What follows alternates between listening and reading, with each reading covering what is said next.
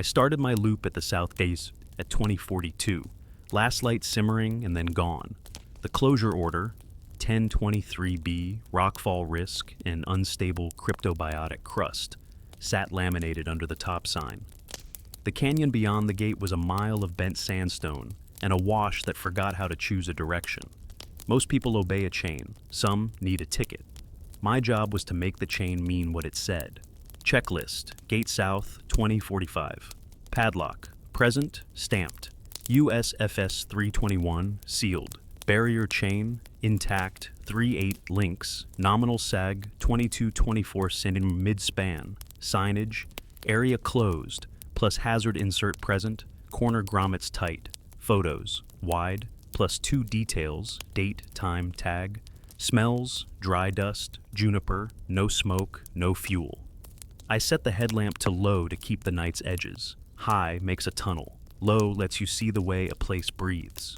My handheld radio sat on my left shoulder, CH3 dispatch, battery full. The citation pad rode the breast pocket where it always rode. Carbon paper was bent under the clip for when someone needed a yellow copy that carried weight. Dispatch 214, I said. At South Gate, closure check. We'll proceed to first cairn and back. ETA return 2215. Copy 214, dispatch answered. No visitors logged. Wind ESE 6. Watch your footing. Rockfall advisory persists. And the barrier chain was never still. A canyon takes a breeze and teaches it tricks. Tonight, the links quivered like they had a rhythm apart from the wind. I watched the sag for a count of 12. The lamp showed small crescents in the dust right under the middle, scuffs you'd expect if a boot had nudged the chain from inside, not out. The padlock hadn't moved. The paint on its shackle was unbroken. I measured the mid-span drop with a ruler from the kit and read 18 cm, not the 23 I logged 3 nights ago. Less sag meant someone had twisted the chain, wound it once around itself. I unwound it and felt the metal give back a quarter turn I hadn't given it. I pressed the boot thermometer's probe into the wash sand by the post, heel pivot to settle it.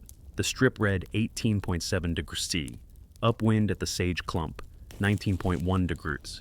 2 steps down in the wash, just where the silt turned darker, the strip fell hard. 12.4 degrees, no seep, no shade. A cold stripe no wider than a hand, angled across the wash at 40 degrees. I shifted my weight and the cold sat feltable through the sole, like stepping on a piece of metal that had been indoors all day. I marked it in the notebook because paper is how you tell tomorrow you weren't guessing. Cold stripe, wash, centerline 4.7 ms of gate post, 40 dir NES, 12.4 dirks versus ambient 18-19 dir. There was a moment to call it a curiosity and finish the loop from the outside, wave a light, check for trucks at the highway, and go write it up with a shrug. A ranger's job is mostly ordinary, but the chain had been twisted from inside. The scuffs pointed out. If someone had stepped over earlier and spun it for a prank, I'd still have to go to the first cairn and clear the wash for human footprints and new rock. Orders say the canyon is closed. Duty says you don't leave a person in there to win a headline. I unhooked the chain and swung it wide, clipped it open so the gate was a blade of moonless dark. My headlamp went to medium and picked out the first 30 meters of wash like a rope I could carry. The sand there recorded everything. Lizard tails, coyote pads, one set of mountain bike tread from last week that a dusting hadn't erased. I don't like the bike. It makes a trench that lasts a year. I counted a pace cadence I could trust. Right heel tick marking 10s.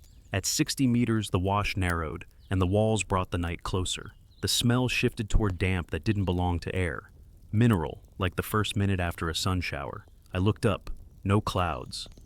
I wrote wrong smell for weather and bracketed it, the way I bracket notes I don't yet know how to use. Radio log, fragment, 2058, 214, entering closure zone, coordinates 37.242D, 110.7134D, CH3 open. You can test distance with sound. I clacked the metal ring on my key loop against the gatepost when I left, and I listened for how the cliffs gave it back. Now, deeper in, I snapped my glove once and counted the bounce.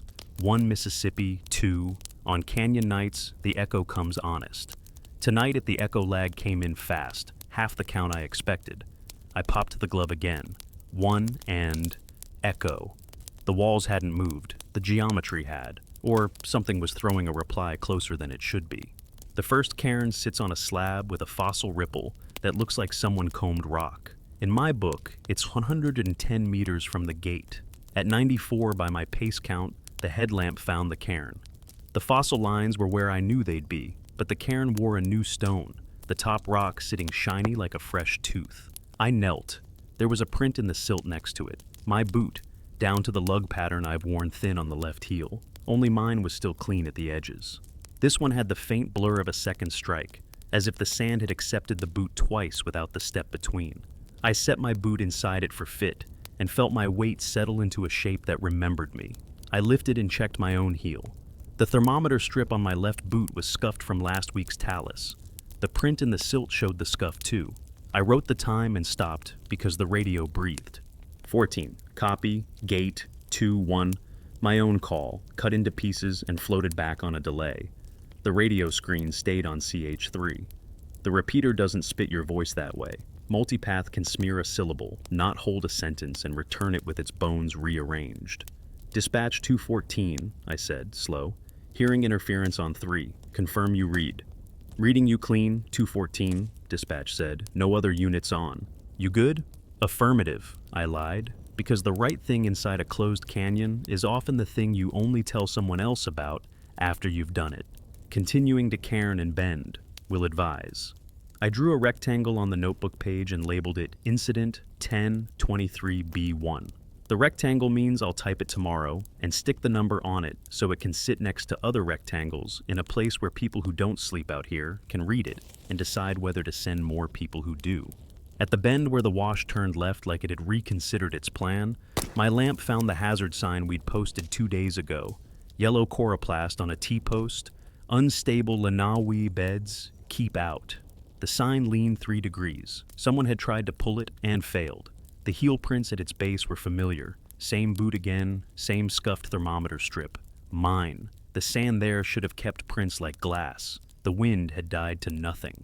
I looked back at my own track. It lay tight, paced right, a sober line. The set by the sign pointed at the sign from the wash and then away along the wall, dragging a thin line like a stick had been carried loose. I drew it. Lines matter. Chain status, a voice said in my ear. Not dispatch, not the clipped tone of the fire crew. A question spoken close, too close to be the repeater, soft enough that my brain looked for a mouth and found the radio again. Chain is open, I said before I thought better. Repeat. Chain is open for patrol. I should have said it only to paper. On the way back, the cold stripe waited at the same angle, the same place, as if someone had set a piece of shade on the ground and left it. The boot thermometer read 12.3 degrees. I pressed my glove into it, and the grit in the stripe was colder than the grit a hand's width away. Dry cold, not wet. The side of my hand felt it with the thin skin that always tells the truth first. My headlamp flickered once and then steadied. Battery showed full. I reached the gate at 21:23 by my watch. My notebook said 21:19, because I had written that in the margin when I left to pace how long the loop took for the report. The chain hung where I'd clipped it open. The padlock still showed unbroken paint. The crescents in the dust had a new pair overlapping now, like the chain had been pulled from the inside while it was open and then let go. The sag was 19 centimeters. The wind had dropped to a thin brush that made Juniper talk. I pulled the citation pad and tore a yellow slip. Notice of closure, no entry. The words you leave for a human who chooses friction. I wrote the date and stopped. The carbon underneath showed a pressure impression I hadn't yet made. It was my handwriting, my block letters, and it read, Gate closed 22:02. If you're not out by then, stay put until daylight. The time was 13 minutes from now. I set the pad flat on the hood of the truck, rubbed the carbon with the edge of a coin like a kid making a gravestone rubbing, and the letters filled themselves in stronger. My pen hovered. I could go now, close the chain, call dispatch, and post the yellow copy to a world that obeyed paperwork. Or I could take those 13 minutes and make them mean something. I hooked the chain, walked 2 steps into the wash, and listened. The echo came back wrong again, closer, like a second place inside the first that kept its own distances. Far up canyon, metal clicked twice, not like rockfall, more like a ring struck and then struck again. The smell of damp leaned in where the night was bone dry. My radio did its little sigh of carriers and went quiet. Orders ward with a narrower thing. What you owe the person who might not mean you well, but might need help all the same. The chain touched against the post with a small, polite sound, as if it had closed itself to decide for us. I left it unhooked, put the pad in my pocket, and stepped back past the cold stripe, counting my pace tens like beads. I counted tens under my breath because a pace count gives a knight a spine. 10, 20, 30. The wash took my boots quiet, silt swallowing heel ticks, so I had to mark with breath instead. I kept the headlamp at medium, throw far enough to earn a second, soft enough not to glare off every mica. The chain behind me made one small clink, like a thought you didn't mean to say. Checklist. Interior entry, 2124. Radio, CH3, open, squelch normal, test count. 1-2, returns clean. Headlamp, medium, spare cells in left cargo. Citations, pad, pocketed, carbon leaf showing prior impression. Gate closed, 2202. Boot thermometer, reset, strap snug. Note, cold stripe marked at full 4.7 mOS of post. Recheck on return. At 40 paces, my beam met the fossil ripple slab. At 50, the wash pinched and the sound changed. Dark got thicker where sandstone leaned overhead. The smell leaned damp again, tin bright, like a penny rubbed on the tongue. No cloud, no seep. I noted it because wrong smells break more cases than right ones. We have a first cairn protocol on closures. Confirm fresh human sign, photograph, backtrack unless life safety overrides. Tonight at the override was the chain twisted from inside, and the carbon time that hadn't happened yet, wearing my handwriting. I would walk to the cairn, then to the bend, then reassess. Radio log, fragment 2131, 214-2, dispatch. Approaching first cairn, no parties visible. Will advise at bend. 2131, dispatch. Copy 214, keep to policy unless exigent. The cairn waited at 94 paces by my count again, not the 110 I carry in my head after a year of loops. I kneeled and checked the top stone that looked new in part 1. This time, it wore a smear on its underside. A faint crescent of dust hadn't had time to blow off. Someone lifted it and set it back within the hour. My lamp showed the boot print again. My boot's tired left heel scuff exactly where the thermometer strap has shaved it, but the silt inside the print held a second, lighter heel within the first, like a ghost foot measured me and decided to be smaller. I set my boot next to it, not inside it, and took a photo with scale, pocket tape at 6 inches. Evidence breadcrumb, boot sign, matches my Vibram pattern, left heel strap scuff present, secondary partial within primary, 5 to 7 mm inset around perimeter. Age, crust unbroken where tread should crumble, likely is one horror. I stood and the wash gave back a footfall that wasn't mine, not echo. This one came on the offbeat, half a heartbeat after my left foot, less weight, toes set gentle like someone learning a walk. The lamp found nothing ahead. I turned, and the beam turned the wash into a clean slate. No one in it, but the cold you feel through fabric pulled at my left ankle, a thin ring like I'd stepped through a hoop of shade. I checked the thermometer strip in reflex. Ambient 18.5 degree on the dry bank. Wash center line showed a seam at 13.0 degree again. Angled NE SU. I drew the seam with a pencil line across the page. The act of drawing steadied my breathing. Chain status? The same question breathed into the radio. Not a repeater tone, not dispatch. A near voice that wore the canyon like a mask. This time I didn't answer. Paper is for answers. Radio is for help. 214, we're getting intermittent bleed, dispatch said, maybe hearing my silence. If you need a second, say so. Negative, I said, proceeding to bend. If you lose me, I'm on the wash line. At the hazard sign, the coroplast leaned 3 degrees same as before, but the stake shadow went the wrong way relative to a headlamp held at chest height. That's not a mood, that's geometry. I moved left. The shadow moved too, but not in the way simple trigonometry would teach it. I held the lamp behind my shoulder and the shadow split. One crisp, one late, and the late one lagged by a hand's width on the sand like light had to thread its way through 2 rooms. Smell inventory. Juniper and dust. Constant. Mineral damp intermittent in 3-second pulses. Coincident with the offbeat footfalls. Tactile note. Left pant cuff cool to the touch every other step. I recorded coordinates off the handheld GPS, even though Canyon Multipath makes a liar out of satellites. The unit gave me a reading that walked itself 2 meters east and then corrected west like it remembered a better version of the world. I bracketed the numbers and added a note. Map drift, present, trust pace. The bend is where you can test echoes honest. I took 3 tests and counted bounces. Echo test. Glove snap, standard, expected return. 1.7 sec at known span. Observed 0.9 to 1.0 sec. Keyring, tap on rock, expected high-pitched tail. 0.3 sec. Observed double tail. 0.15 plus 0.5. Second tail, weight and soft. Radio mic click, PTT half press. Expected no echo. Observed click repeated or at 6 sec, low volume. I drew 3 spikes on the page, labeled near, far, late, and set a little X beside the late tail. Whatever gave the second tail was not wall. This is where some rangers turn around. I checked my watch, 21:38. My carbon impression thought we would be closing the gate at 22:02. 24 minutes buys a careful advance and a careful retreat. Footfall again, my cadence is shy twin, sand-filled polite. I pivoted slow so my light didn't swing like an accusation. Ahead, the wash widened to a flat where the silt brightens and remembers every weight. There they were, 2 rows of prints, mine on the left, the second line just outside mine. Same length but lighter, as if a person wore my boots and had not yet decided to trust them. Where my right foot dragged a faint crescent from a hidden pebble, the second line echoed the crescent, only mirrored, left where mine was right. A left-handed version of me, I thought, before I made myself not think like that. I crouched and used the edge of the citation pad as a straight edge to compare spacing. My stride was a sober 72 centimeters tonight. The second line kept 59 to 61. The spacing drifted closer near the cold seams. Yes, seams plural now. I could see 3 angled lines of paler silt running at the same 40-degree slant, like someone laid strings across the wash in a hurry.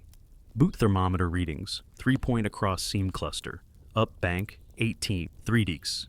Seam 1 center, 12.7 digs. Interseam pocket, 15.2 digs. Seam 2 center, 12.6 digs. Down bank, 18.4 digs. Every time I planted a boot on a seam center, the radio gave me a faint half-breath carrier hiss, then let it go.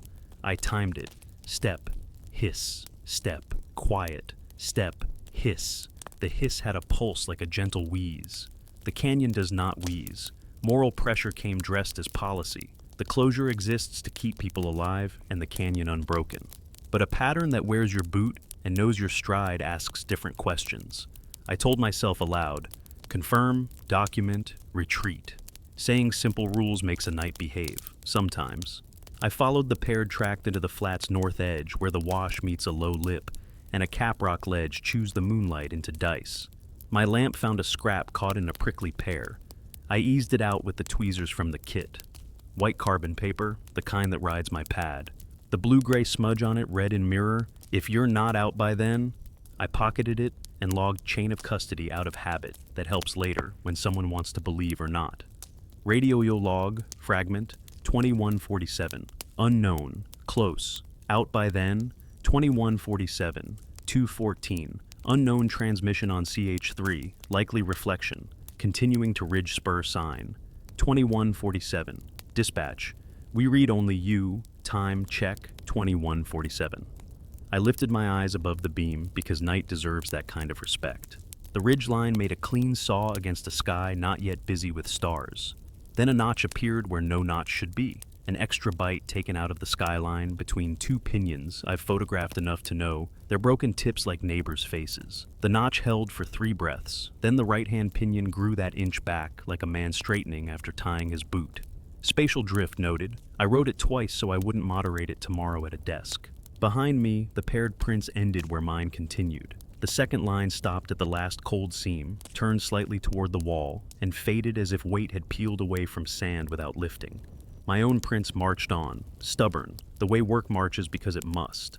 I stood with the awareness of my back broad to whatever watched. A ranger learns the useful lie. It's only wind. But this wasn't wind. This was an accounting. I put the lamp to low and let my pupils earn their keep. The canyon grew texture, grain of rock, soft sheen on sand, a faint shimmer above the seams like heat mirage reversed. In the low light, the seams didn't look pale. They looked as if light bent along them, a faint glassy warp. My next step put the boot edge across one, and my sole sank half a centimeter more than the neighboring sand, then firmed like it had found a plank laid under silt. There is no boardwalk in a closed canyon. Dispatch 214. Be advised. Possible subsurface voids in wash. Marking 3 seams. Will retreat to gate at 2158 for chain closure at 2202 per notice. Saying the future like that felt like signing a form in advance. Copy 214. Did you need a second unit? Negative at this time, I said, then added because truth needs a home. Recommend day survey with probe rods and GPR when available. No immediate collapse signs, just odd. Noted. I tagged each seam with a small triangle of survey tape tied to a sage twig, bright without being a billboard. On the second seam, the tape's free end blew east, though the air on my face came soft from the west. Tiny things tell you a canyon's mood. I logged wind anomaly and let my jaw unclench. On the way back, I kept my boots just outside my outbound track to preserve the evidence. The second line did not resume. A single scuff appeared where the hazard sign shadow split. One toe dragged like a shoe trying to decide whether it belonged to a foot. The drag mark pointed toward the gate. I followed it with my ears. Every third step, the offbeat footfall returned 1 pace behind me, then 2, then none. At the fossil slab, I stopped and set the lamp on the ground shining up, the way we signal a break to ourselves. Dust motes rose slow in the beam like snow that forgot how to fall. At plus 6 meters from the gatepost, the cold stripe should have met me at the same 40-degree angle. It did, but the tape triangle I'd tied an hour ago, no, 20 minutes, fluttered on the opposite bank. I checked my watch, 21:56. The carbon ghost's time approached like an appointment you don't want but intend to keep. At the gate, the chain hung unhooked where I'd left it. The crescents under the midspan showed a new light set. The brush of links eased down and then up again as if someone had tested weight to see if weight still counted. The padlock's paint remained unbroken. I measured the sag. 19 centimeters. I measured again. 19.5. The wind quieted as if it had a reason. I pulled the citation pad and wrote what the carbon had already written. This time with ink that declared itself, gate closed, 2202. If you're not out by then, stay put until daylight. I dated it and initialed. The letters matched the ghosted ones exactly. I slipped the yellow copy into a clear sleeve and clipped it to the chain where a trespasser would have to touch it to pass. Dispatch 214. Closing chain at 2202. No contact with parties. Anomalies logged. Will remain on near side for 10-minute listen and then return to station. Copy 214. At 2201, the radio side carrier for exactly 3 seconds, the length of my offbeat twin's breath. At 2202, the links came together with a small, courteous kiss, and the padlock accepted the shackle, like it had been waiting for the exact second. I didn't touch it. I watched the hasp seat and wrote, "Chain self-close?" with a question mark, because paper should be honest but not hysterical. I set the headlamp to low and stood in the darkness on the safe side of a line drawn by metal and order, counting my tens backwards because that is how you give a mind a stair to climb down. 10, 9, 8. Somewhere inside the canyon, sand settled with the whispery hush of a footfall that wanted to be only gravity. I listened until 2212, hearing only wind figure out what to do with itself. Then I took the pad, wrote up my incident rectangle in proper block letters, and felt the cost climb behind my sternum.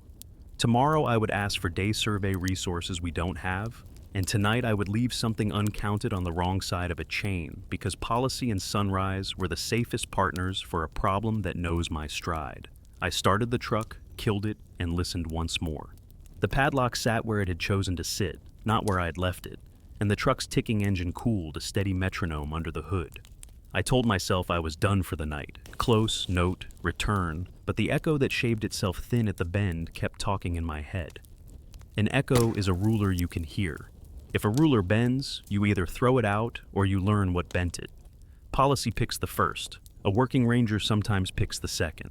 I got out and did what you do when you can't justify going back in, but aren't ready to let the question walk away. Build a test you can run from the safe side. Checklist, gate side echo test, 2216.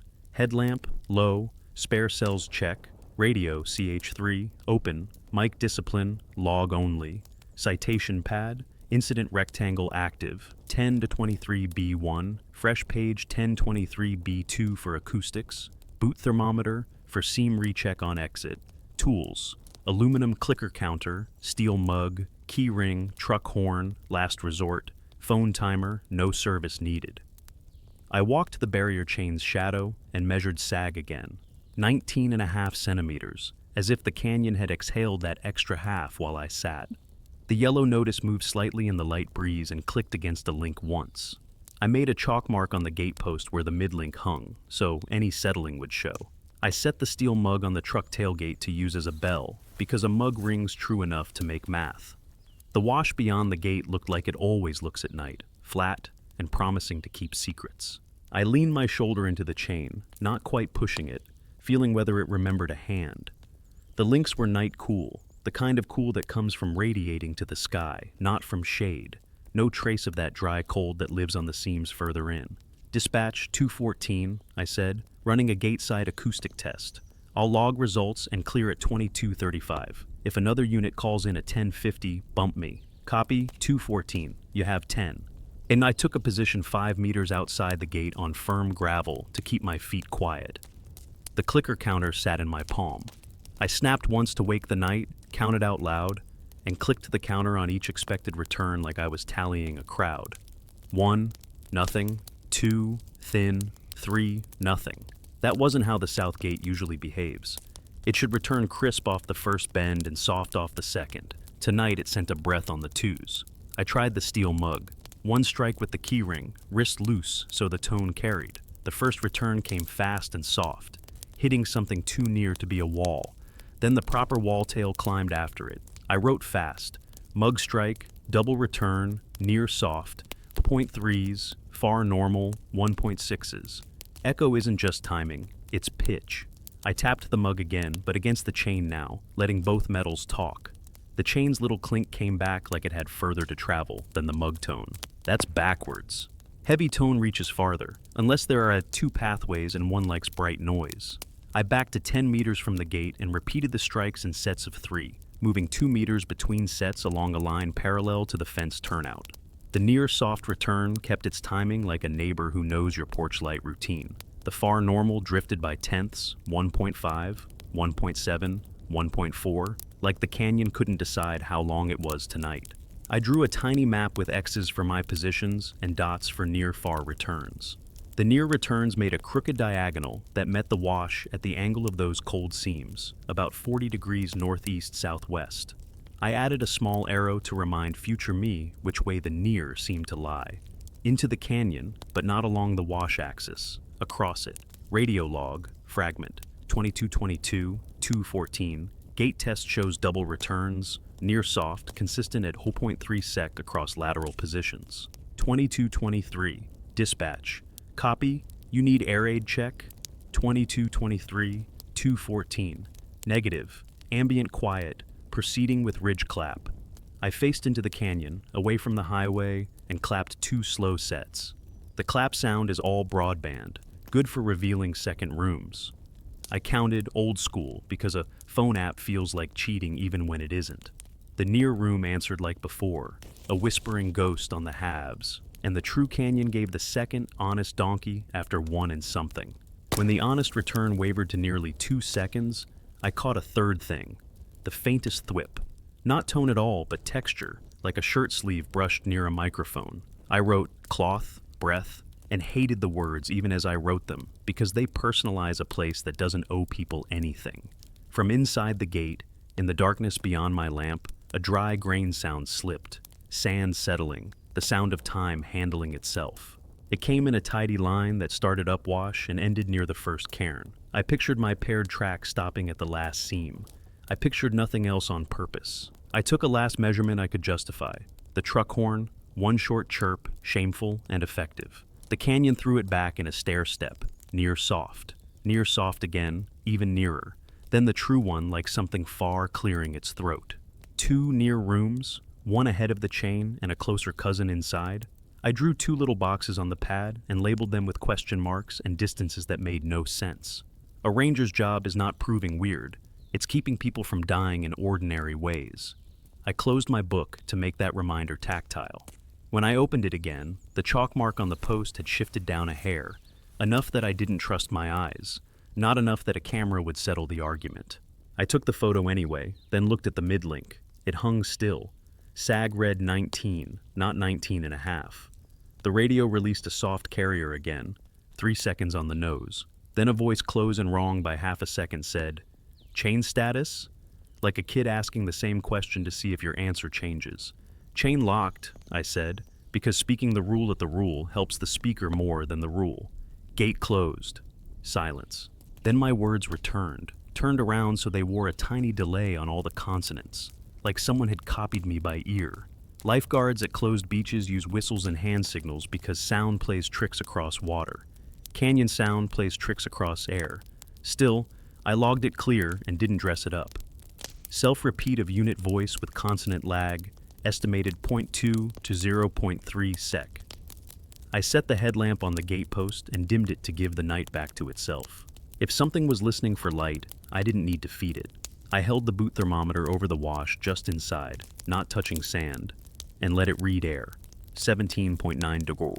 I touched the probe to the dust a foot inside the chain, 16.8 degrees. I moved the probe across the invisible angle I half expected, and watched the digits step down to 12.9, then up again. Seam at the threshold. That shouldn't happen. The seam shouldn't live here. "Dispatch 214, I said softly. "Confirmed cold seam at gate threshold. Marking with tape for day survey. No human contact. I will linger for 5 and break. Copy 214. I tied a small flag on the fence wire where the probe fell. The tape's free end tugged toward the canyon, even though the ambient breeze brushed my cheeks from my right. I watched the triangle shiver and kept my hands still, to hear better. The wash emitted one more sound, a single deliberate footfall, light, landing just beyond the chain, stopping as if to let the chain count for both of us. I couldn't see a print in the dark from that distance, but I could work around the problem. I unhooked the chain just enough that it pretended to be open and then let it settle without the padlock engaged. If something crossed, link scrape would tell me. I stepped back, boots on gravel, and set the radio beside the lamp so the mic could hear the chain, and I could step away from my own noises. The chain did not move. The radio breathed carrier and 3-beat pulses timed the way my offbeat twin used to step. I counted it to 10. At 11, the night gave up the shy scrape of grit under a sole, not mine, almost under my breath, and then the smallest metallic kiss as though a fingertip brushed the lowest link. "Chain status?" the voice asked, close but now thinner and faintly higher, like air left out of the balloon. I pictured a recorder buried under sand, playing admin questions at wrong speed. I pictured nothing with eyes. I closed the chain the honest way, shackle in place, lock throat through, steel clicking steel. The padlock faced outward, the way you teach it, so a trespasser holds the answer in their hands if they try. I took a single step back, and the chain sighed as if it had been holding its breath. My chalk mark didn't move. The sag stayed 19. The cost of more answers tonight was simple. Cross the chain again and ignore the time I'd already written. Chasing a ruler that wanted to be 2 rulers. The cost of restraint was simpler to write and harder to carry. Leave with questions intact and sleep on the side of the line that pays your salary. I chose the one I could defend in daylight. Dispatch 214, gate secured at 2234, echo test logged. I recommend day follow-up with probe rods, a yard of rebar, and a borrowed GPR if district can spare it. Marked a seam at the threshold, flagged. Copy 214, logged as maintenance request pending, safe return. I sat in the truck, halfway turned toward the canyon, and wrote the last line slow so they'd stick. Echo shows near soft duplicate at U. 3 sec, consistent with a surface not coextensive with canyon walls. Cold seam now present at gate threshold. Unknown voice repetition likely multipath, but carries timing and pitch artifacts inconsistent with repeater. Do not enter alone at night pending survey. I turned the key. The dash lights glowed. In the rear view, my headlamp on the post made a pale halo around the yellow notice. Something in the halo moved the way heat does over asphalt at noon. Then it was only night again. I eased the truck into gear and rolled 20 yards, then stopped with the engine idling because leaving cleanly matters. In the mirror, the chain hung with the patience of steel that knows it will win the argument with flesh every time. Somewhere, back at the bend, a mug's bright tone went again in my head and brought its near-soft friend. Tomorrow I'd trade hours and budget lines for rods and tape and a pitted GPR unit that always loses time codes on the second battery. Tonight, I left the canyon to its math and promised myself I'd bring better math to meet it. I killed the headlamp on the post with a squeeze of my fingers and drove out under a sky that had gone modestly starry, the kind of sky that makes people believe everything can be measured if you just bring the right ruler. The dashboard clock ticked past 22:50, and the canyon's near-soft echo kept sitting behind my eyes like a second pupil. I could go back to the station and write until the coffee went honest, but paper only steadies what you already know. The thing that bent my ruler lived in the stone and the air above it. You can learn a canyon from its floor. You can also learn it from its edges.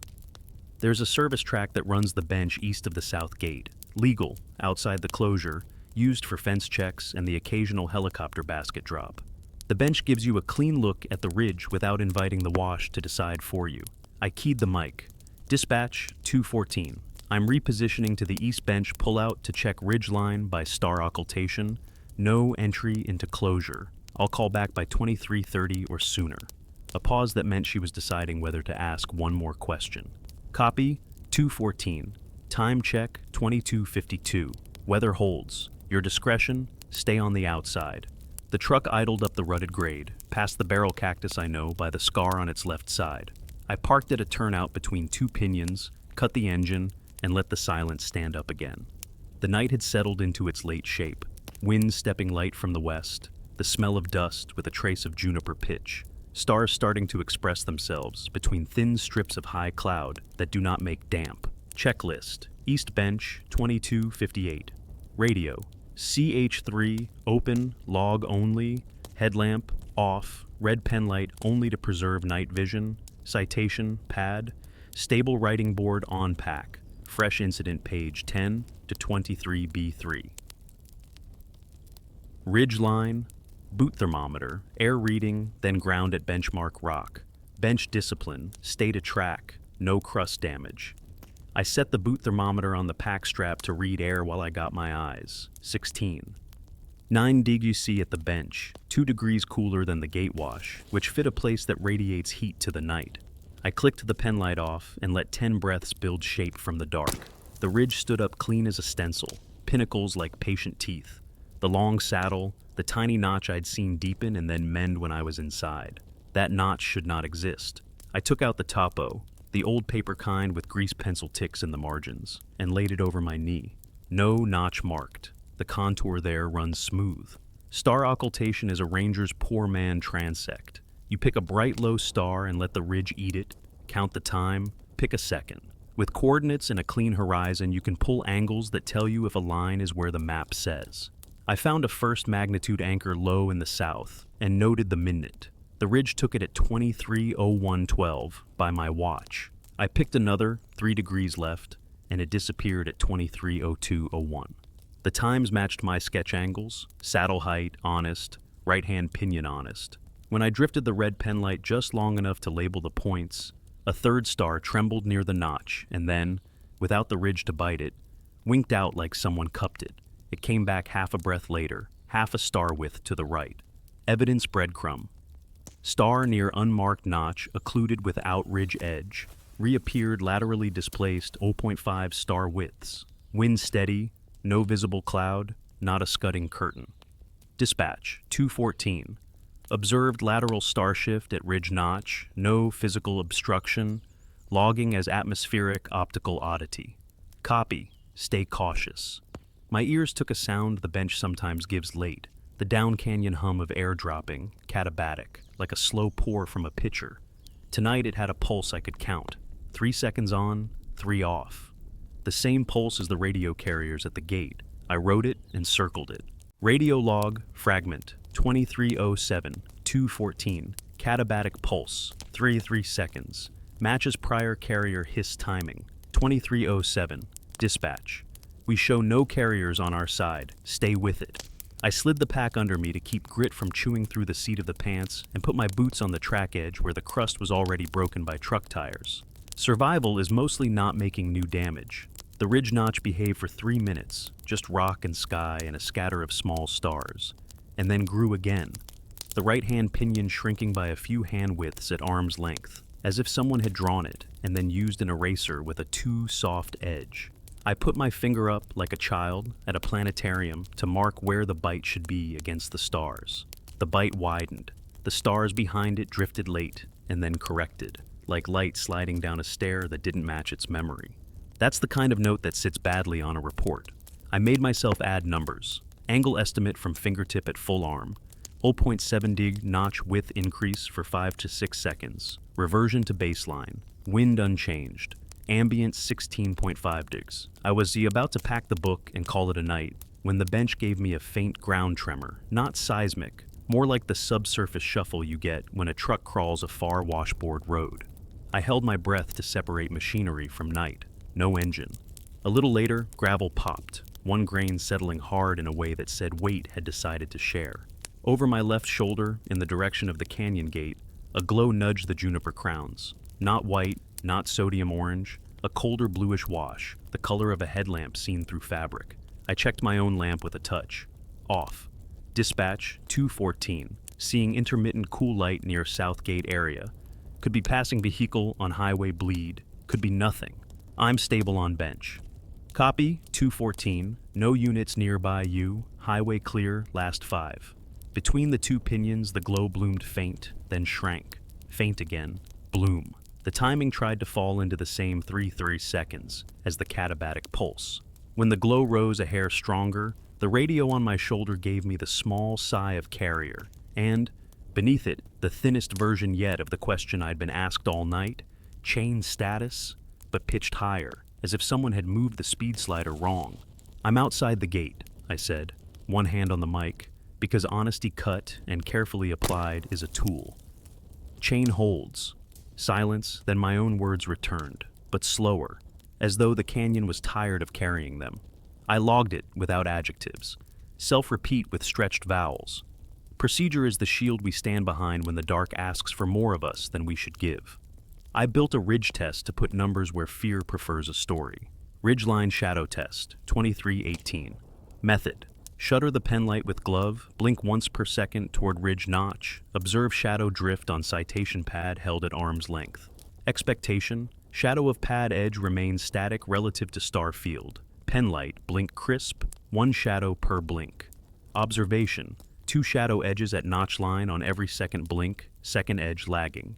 0.3 secchi lag reduces when wind, pulse ceases. Returns when pulse resumes. Double edges only present when pad aligned with notch, not present over clean saddle. I had just enough courage left to risk a lower vantage without crossing the closure. The bench track led to a spur that overhung a side gully. Still legal soil, but closer to the ridge's advice. I walked slow, counting tens the way you do when you've taught your body to like a metronome. 10, 20, 30. The crust gave under heel like sugar where a previous tire had broken it. I stayed in that narrow sin, so my sin wouldn't be new. At the spur, I took an air temperature, 16.1 degrees, and a ground read on a flat rock, 14.8 degrees, which matched radiation cooling. I touched the probe to the gully's dry silt and watched it tumble down to 12.8 degrees along a thread no wider than a bootlace that ran diagonal the way the wash seams do. My skin prickled under the cuff the way it did at the stripe by the gate. The stripe didn't belong on the bench any more than the seam belonged at the threshold. I wrote it in a tight hand. Cold thread on bench gully, legal ground, diagonal NESD 40 deg, 12.8 degrees versus ambient 16 to 17 degrees. From the canyon proper, the mug-bright tone I'd struck an hour ago returned in memory first, then in the smallest physical carry, as if stone had decided to remember aloud. My eyes went to the ridge notch. It widened again, and this time there was movement across it not like cloud and not like bird. A low, thin veil took a star, and, in the same beat, another star rose in its place an arm's width away on the sky. No meteor, no plane. Light acted like the wash, coming back too early in one place and too late in the place it owed. I wanted to stay until dawn and keep tally like an amateur astronomer. The survival part slid in, uninvited and correct. You do not stand under a changing rule until fatigue buys you a mistake. My water sat half a liter light because I hadn't planned for a bench shift. My left quad had that quiet complaint from this afternoon's fence work. If the truck refused on the grade, that was a mile walk I didn't owe anyone. I had enough night left to get back and enough pride left to call this good work. The cost of staying was paid later in smaller defenses I'd have to make to myself. Dispatch 214, concluding ridge test, logged, intermittent notch widening, lateral star displacement, double shadow at notch, aligned with catabatic pulse period, cold thread on legal bench matching, wash seam angle, returning to station. Recommend day team from district with the pitted GPR and a transit if they'll loan it. We'll need rods and an extra set of eyes. Copy 214. Time 23:27. Good work. I slung the pack, stood, and the bench made that gravel pop again like a polite foot behind me, remembering how to be weight. I turned slow with the pen light off, so if anything loved light more than it loved me, it wouldn't find a reason. The two pinions kept being trees. The ridge kept being stone. The notch held its honest size, and the stars through it were only stars. On the drive down, the truck's low beam threw the fence posts by in neat pairs. At the bottom, the south gate sat in my headlights, chains slung, yellow notice lifting once and settling. The chalk mark on the post met the mid-link like it had never left. I idled 10 seconds longer than I needed to, like a man listening for a house to creak before he locks it. I pulled away with the window down, letting the night ride the cab a moment. The radio stayed quiet. The wind might have said something, I let it keep it. At the station, I laid the citation pad on the desk and found, pressed faint in the next clean sheet, a rectangle I hadn't drawn yet. 1023B4. Sunrise report, with the words, bring rods, bring patience, bring someone else. My handwriting. I dated it tomorrow because I intend to be alive then. I slept in the station's back room the way a tired dog sleeps, one ear on the door. At 0502, the first thin blue showed on the east window. Coffee tasted like duty and old tin.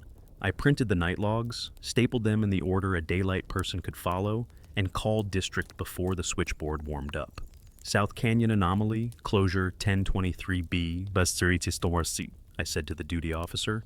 Request, two-person day check, probe rods, pitted GPR, omenin, transit if available. I've flagged 3 seams in the wash and a 4th at the threshold. Acoustics show double returns. A pause, paper shuffling. You get eyes on trespassers? Negative, I said, and felt how thin that word is when you hold it up to a night. Signs of presence consistent with human, but not confirmed. By 00612, the sky was honest gray and the gate had a thin frost on the chain that didn't fit the air temperature. The thermometer on the cab read 9 degrees. The links wore a soft white like breath had slept there. When I touched a knuckle to it, the cold found bone quick, deeper than the morning deserved. Checklist, sunrise, gate south, 0618. Barrier chain, locked, frost present on mid-links, padlock paint unbroken, yellow notice, intact, dew on sleeve, letter forms legible, headlamp. In vest pocket, interior overhang still needed. Boot thermometer, zeroed, probe cloth wiped dry. Radio CH3, open. Weather bulletin received, calm to light west, high thin cloud mid-morning. Tools staged, 2 out of 1. 5 mirror fiberglass probe rods, old GPR unit, pitted faceplate, spare battery, 30 miller tape, flagging, chalk, compass, citation pad. Mason pulled in at 0623, district loaner, a straight back and an old knee that doesn't love ladders. He looked at my sunrise printout like a man reading a long grocery list he didn't write. Morning, he said. What do we not do first? We don't enter the bend as a tourist, I said. We do the threshold seam, then the first 3 flags. You run the GPR because you know where that box lies. I'll probe and tape. We work on the clock. If anything starts playing with our rulers, we step out and drink water. He grunted in the way that means agreement strong enough to risk his policy. We ran the standard brief by habit so the paperwork would have places to hang. Rolls, hand signals if radio gets weird, stop words. His boots made the kind of print that photographs clean, deep heel, squared lug. Mine are the ones with the left heel scuff from the thermometer strap. I wrote that down so later we wouldn't argue over ghosts. We set the GPR sled just inside the gate. The unit had its quirks, loses time codes when the battery warms too fast, hates corrugated surfaces. The wash at the threshold is fine-grained and flat enough. Mason clipped it as the antenna cable with the practiced gesture of a man who has sworn at this exact clip before. I showed him my tape flag at the seam. Boot thermometer readings. Gate threshold, 0631. Left bank, dust, 11.8 dig. Seam center line. Flag, 6.3 digs. Right bank, dust, 12.1 digs. Mason whistled, low. That's winter at 1 finger wide. Angle matches the wash seams inside, I said, 40-ish degrees. We ran a slow pass with the sled across the seam. The trace built itself on the small screen in pale gray, faint hyperbolas where stones sit under silt, and then a straight, shallow reflector at a slanted angle that didn't fit sediment. The reflector rose toward the bank like a board someone buried wrong. Man-made, he said. No rebar signature, I said. No metallic bounce. And it's too clean for a tumble of rock. Try a perpendicular. He pulled back and crossed.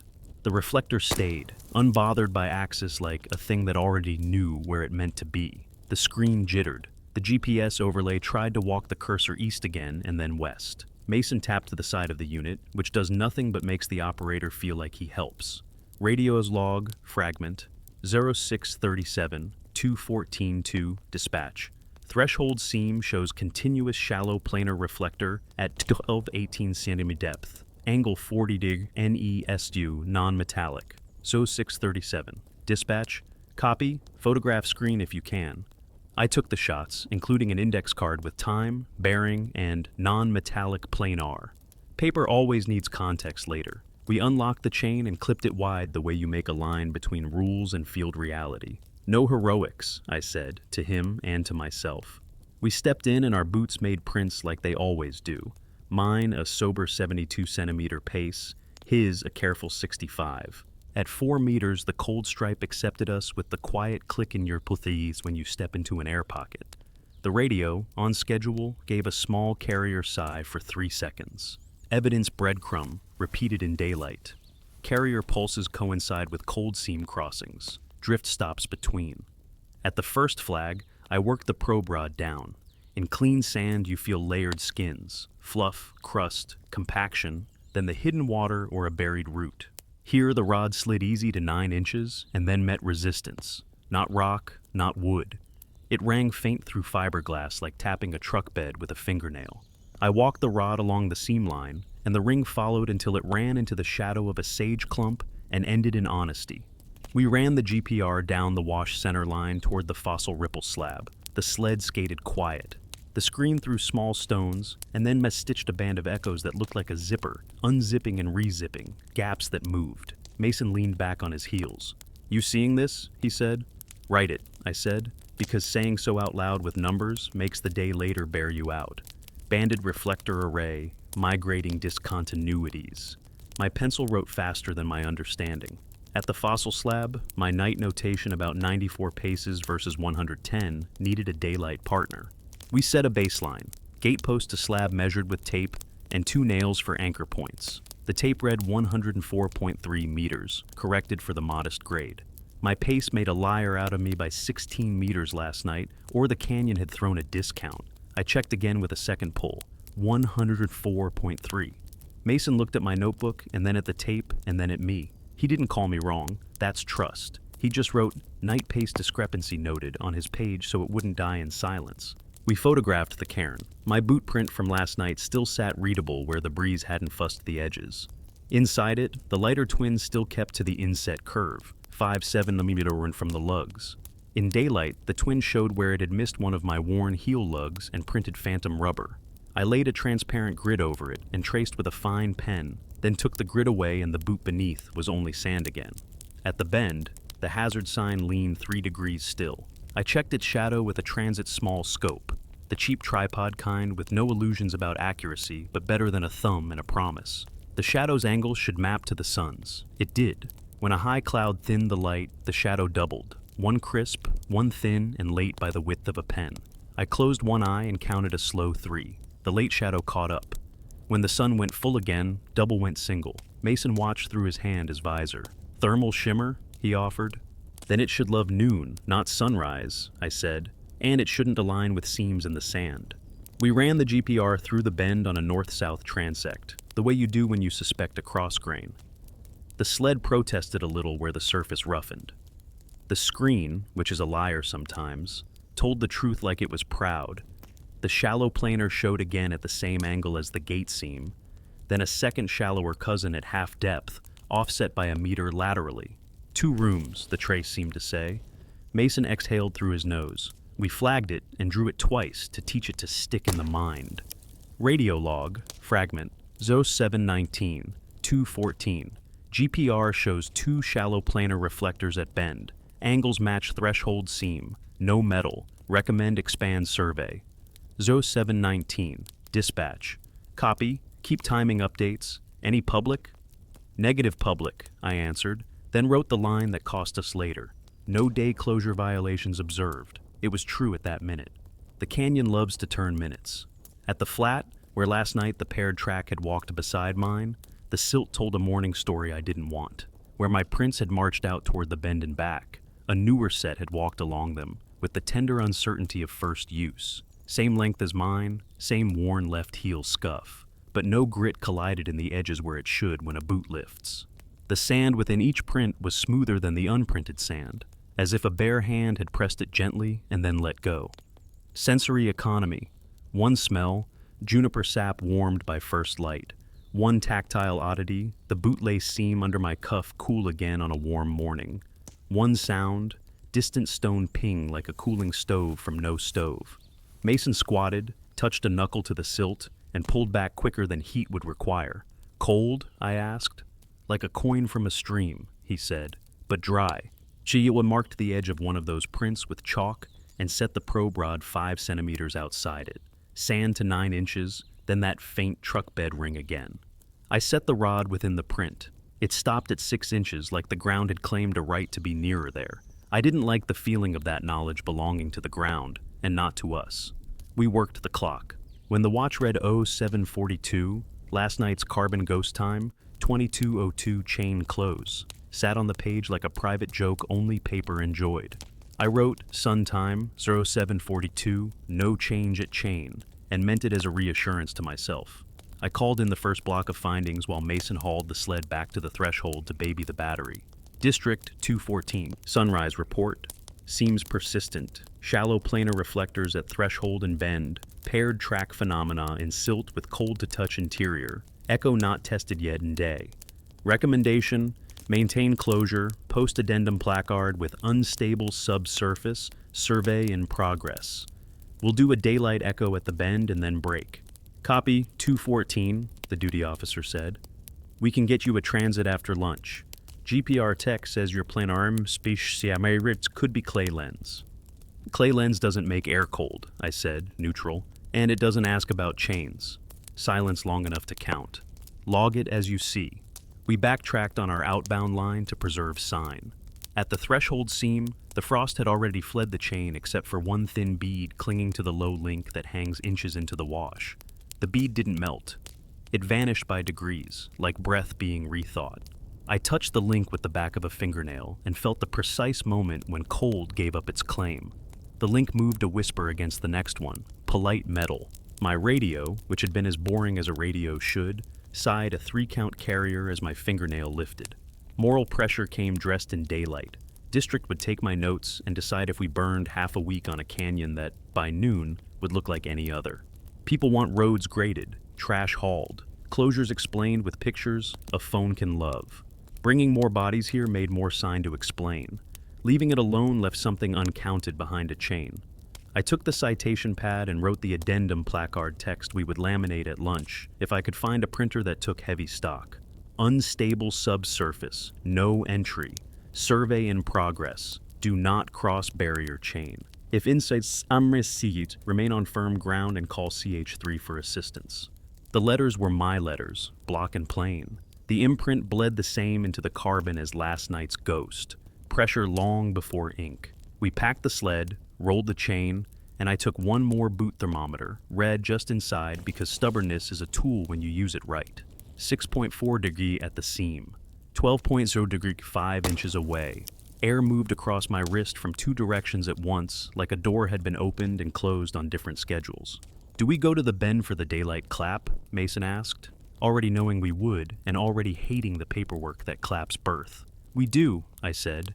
We do it clean, hands ready, 15 minutes only.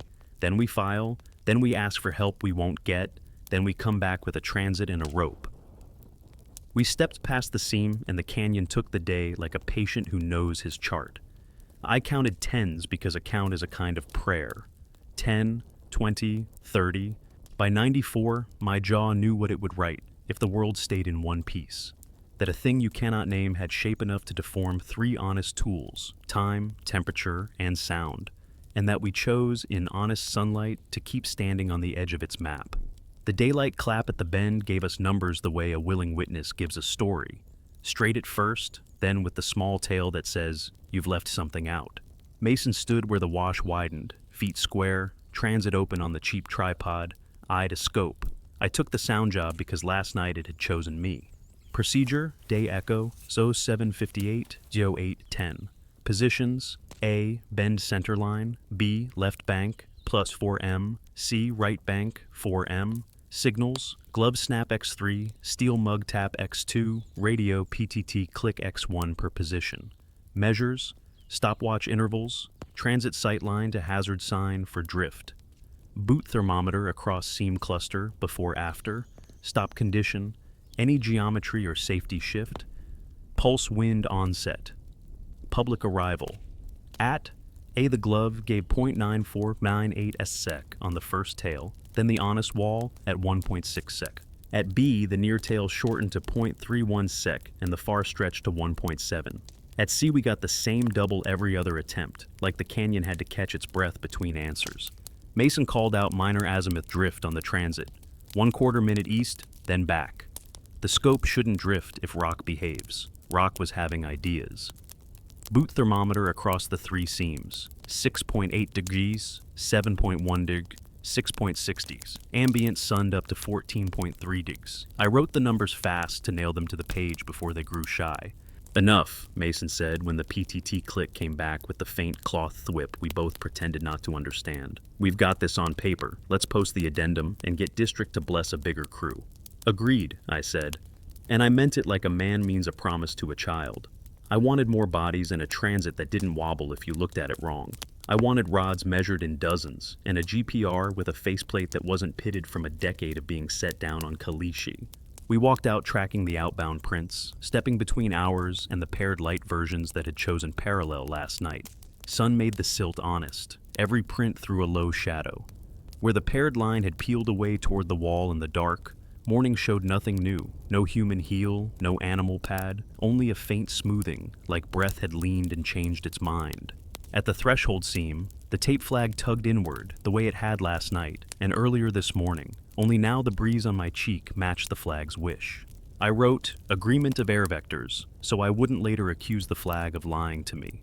We clipped the chain across, fed the shackle through, and left the link open but touching, like a pen set down between words. I pulled the plastic sleeve from my vest and slid the addendum placard in. The letters looked like they belonged more to the chain than to us. I clipped it at hand height where anyone would touch it to pass. "Take your photos," Mason said. "Angle, detail, with clock." I did. Wide shot with the gate, chain taut, padlock throat poised.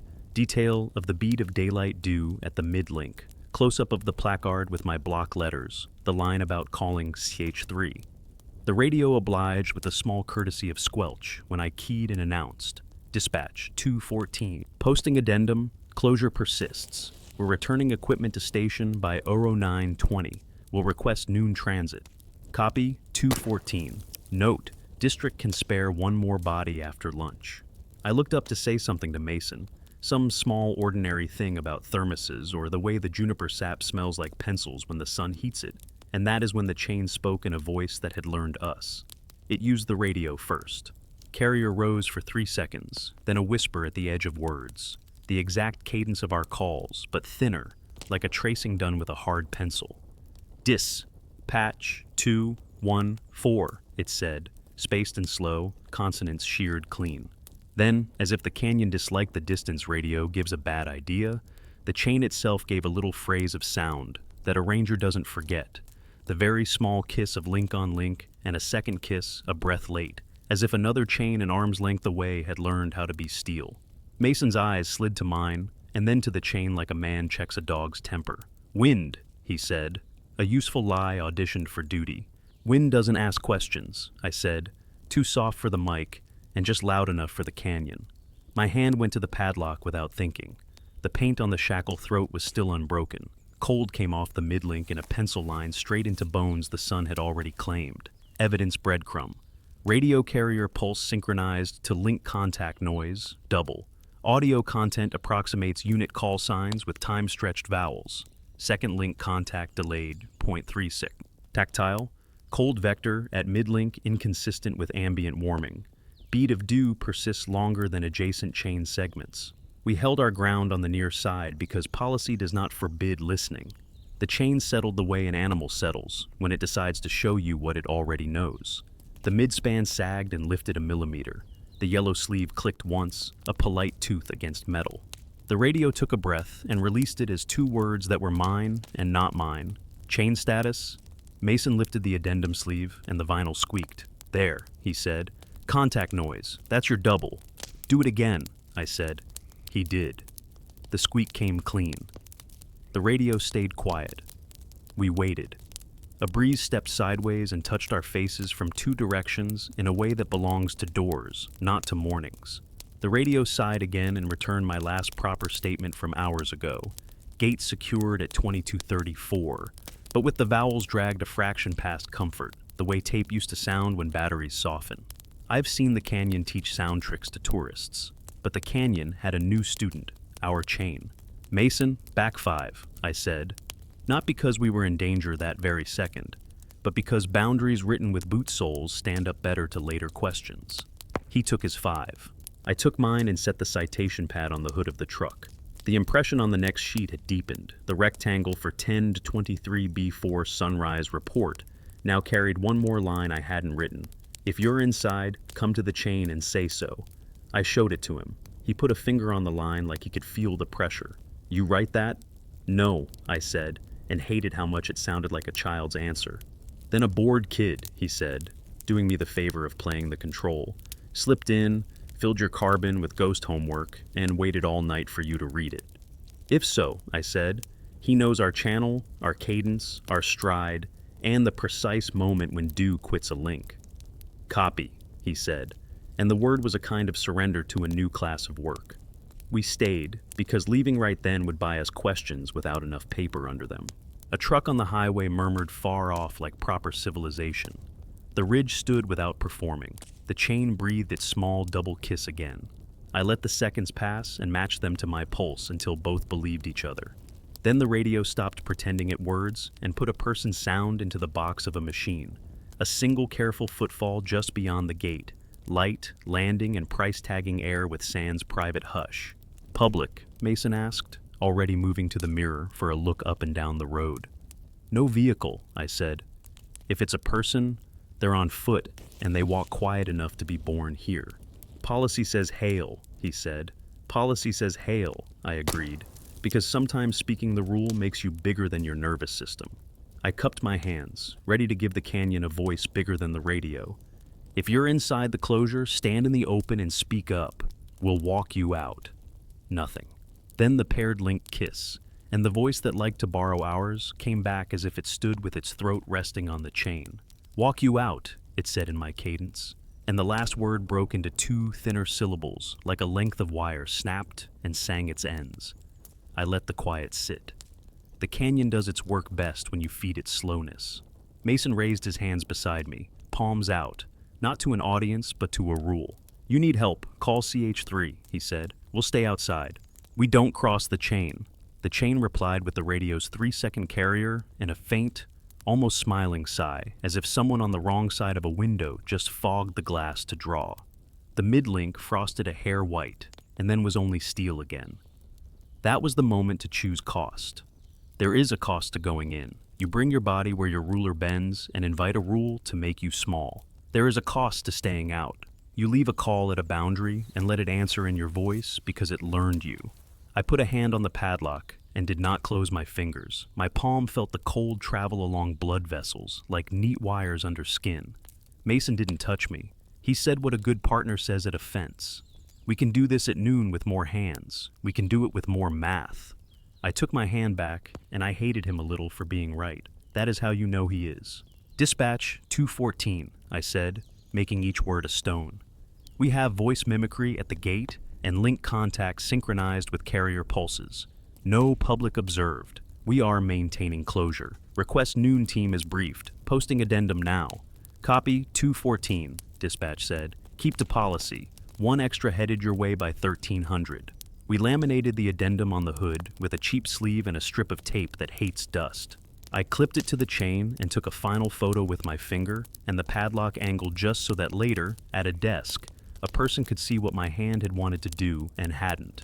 We stowed the sled and the rods and drove away slow enough that the wash of the truck didn't make the chain move and give the canyon more reasons to show off. 10 yards down the track I stopped anyway. I couldn't help it. I checked the mirror. The chain hung with the patient steel has when it knows time. Sun caught the sleeve and made a small rectangle glow. The radio kept its mouth shut, like a child who's learned a new trick and will perform it later when the adults have brought friends. You going to be all right leaving that line able to speak our names? Mason asked. No, I said, honest as a bill. But I'm going to do it. We rolled to the station.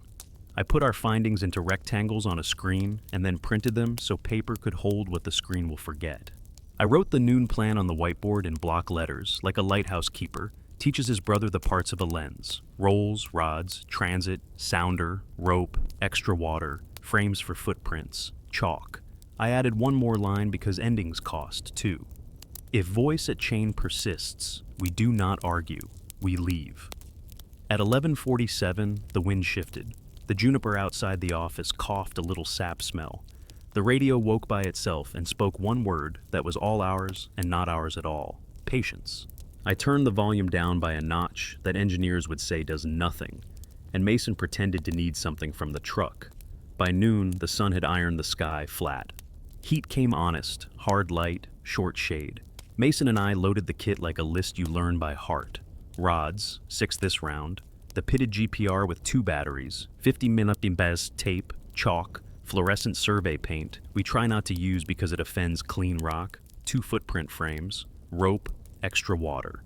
District's one more body arrived at 12:54. Sanchez, compact and careful, boots new enough to read like type.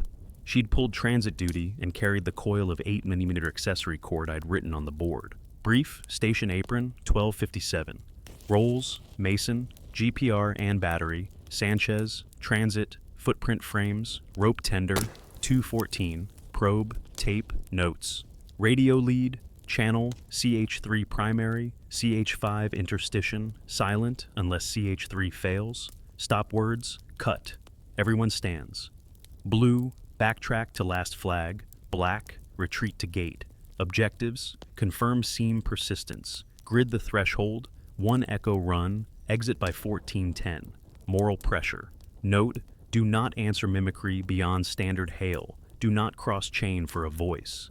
We rolled to the south gate at 1310. Heat shimmered the shoulder of the road. The chain wore no frost now, only the faintest smear of salt from the morning dew. The addendum placard flashed in the light like a friendly rule. I checked the sag out of habit, 19 centimeters. The chalk mark met the mid-link like a handshake kept. Dispatch 214, 3 on site, beginning threshold grid, ETA out 1410. Copy 214. We set a 5M by 5mm grid just inside the chain using tent stakes and thin mason's line, cells labeled A1E5. Sanchez called bearings off the transit to keep the grid true to the fence line. I worked the boot thermometer down the first cell in a diagonal, A1 corner to E5, and logged air and surface temp every 50 centimeters. Grid, threshold, 1319 to 1332. A1 surface, 41.3 degrees, probe 2 centimeter depth, 32.0 degrees. C3 crossing seam, surface 38.9 degrees, 2 centimeter 18.2 degrees, 4 centimeter 12.1 degrees, cold stripe. D4 interseam pocket, surface 40.5 degrees, 2 centimeter 30. 4 degrees, seam vector across grid, NES is 41 degrees, width variable, 311 centimeters. I flagged seam contact with tiny pencil ticks on a cell map, so later we could talk in letters and numbers rather than pointing into heat. Mason dragged the GPR sled slow across A row, then B, adjusting for the ripples the wash loves. The screen stitched that shallow planar again, consistent and smug, rising toward the NE corner like a hidden ramp. Sanchez knelt with the footprint frames at the line where the wash curves toward the fossil slab. Frames down, she said. Clean sand. If something wants to walk, it can right here. Good, I said, then checked that we were taking our own advice by staying out of the frame's neat rectangles. Her new boots bit the silt clean. The frames would keep later arguments honest. We opened the chain once, swung it wide, and clipped it to the gatepost, the way you keep a line even while you step across it. The radio gave its small 3-count carrier like a habit. No voice wrote it. We crossed, single file, pausing exactly where the morning seam had breathed cold into bone. The breath was back. Unseasonal winter in a line you could be blind and find. I took the probe rods and walked to the first flag in the wash. Rod in at a slight angle, test the feel. You learn the subsurface by the notes it plays into your wrist. Damp pulse, root thrum, stone sting. The seam's song was the new one we were learning. Dry ring, plank firm at shallow depth. Then an absence, then firm again further on where the seam left you. I marked the rod with tape at each refusal, so later we could talk in centimeters, not stories. 2:14, Sanchez said, eye at the transit. I've got a drift of a quarter minute east again over 2 minutes, then back. Logged, I said. Hold it still as it lets you. We moved as a small triangle, Mason and Sled on wash center line, me ahead a pace at seam line, Sanchez up on the left bank for height and sight. Heat baked the scent of juniper resin into a pencil sweetness. A raven threw a shadow like a paper cut and went on about its business. None of it explained why the radio side carrier exactly when my boot edge touched seam. Echo? Mason asked. After grid, I said. We keep our promises to the plan before we ask the canyon for new ones. Grid brow, 1343 to 1358. Thermometer seam read at B2, 11.8 dur, B3 inter, 28.9 dur, C3 seam, 12.4 dur. GPR, planar reflector at 12-18 centimeter depth throughout. Secondary offset reflector appears intermittently at 5 to 7 centimeter depth near D2E2. Probe rod refusals, shallow, 6 centimeter, directly within prints from last night, deeper, 14-16 centimeter outside print lanes. At D3, Sanchez raised a hand. Palm out, cut. I froze. The frames she'd set earlier, 2 neat rectangles of promise, now held a pair of prints we hadn't made while our backs were turned to the chain. My length, my lug pattern, the left heel scuff. Stride a careful 60 like someone smaller wore a boot made for a larger foot. The sand within the lug showed that same satin smoothness, like the surface tension had been petted and decided to lie down. Sanchez didn't look at me, which is respect. We have sign in the frames, she said in the tone of a person stating the weight of a parcel. No adjacent approach, no departure. Evidence breadcrumbs. Frames D3E3, 1356. Paired prints appear inside frames without track-in. Alignment parallel to wash axis.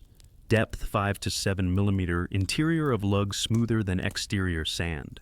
Temperature at print center 15.1 degrees versus surrounding 33. Deg. Radio carrier, coincident with discovery, 3 seconds. The radio took its breath and, as if it had been practicing, returned a patch of our earlier noon brief. Stop words, it said, and then laid out our list like a lecture. Cut, blue, black. Each word split on the last consonant the way a thin foil tears. Don't answer, I said, quiet enough that my throat didn't give the canyon a map of my mouth. Mason shifted the sled's handle without squeak. Sanchez lowered the transit eyepiece and watched the frames the way you watch a stove door after the oven goes odd. Moral pressure leaned in like a patient hand. We could step into the frames and measure the prints like we do for visitors who get lost and want to find to mean the night wasn't only fear. Or we could keep the frames unbroken and let the canyon have them as a signed letter we didn't open yet. I gave restraint a home. We shoot, I said. Photos, scale, no touch. As Sanchez laid the rulers and the north arrow with the care you give a paper that might be read in court. We finished the brow grid and walked the rope out toward the bend for the echo. Heat pressed the wash into scentless white. The hazard sign shadow sat single, then doubled for a breath, then single. I raised my glove and snapped once. The first tail, near soft, came as a suggestion, then the honest wall after. I clapped. The canyon sent the near soft back, then the far, then faintest. A third clap that had no weight, only shape, as if the sound had fallen across one of those cold plains and learned to slide. Echo log, day, bend, 1404. Glove snap, 0.30 0.34 ASIC, near soft. 1.60 to 1.70 far, occasional 0.52. Late soft. Mug tap, near soft, present each run, late soft intermittent. PTT click, no echo expected. Carrier pulses 3 secs at seam crossings only. Blue, Mason said, his eyes on the GPR screen. He pointed with his chin. The sled had painted 2 clean planar lines now, parallel and rude, with a gap that walked like a zipper between cells C and D. It's moving, he said, meaning the voids that are not voids. Back to last flag, I said. We paced back through heat you could stack like plates. At the flag, the air shifted, west to east and east to west at once, that door feeling again. And the radio decided, for no reason physics would call sufficient, to speak in Sanchez's cadence. Back to last flag. The final G hissed quiet as gravel. We did not leave our feet to its timing. We left because timing that isn't yours bills you. At the threshold, the grid lines hummed in a breeze like strings too slack to sing. The seam angle cut the squares with a draftsman's stubbornness. We pulled stakes and coiled line, keeping knots loose so later hands wouldn't curse us. Do we close it? Sanchez asked, chin tipping at the chain. We always close it, I said, and meant more than metal. We swung the chain across. The mid-link met the chalk mark with that polite kiss. The padlock throat took the shackle with the weightless click that is both sound and tiny feeling through the glove.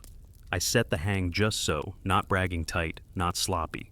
The yellow placard lifted once in the thermal and settled. I wrote the time, 14:12. Dispatch, 2:14. We are out.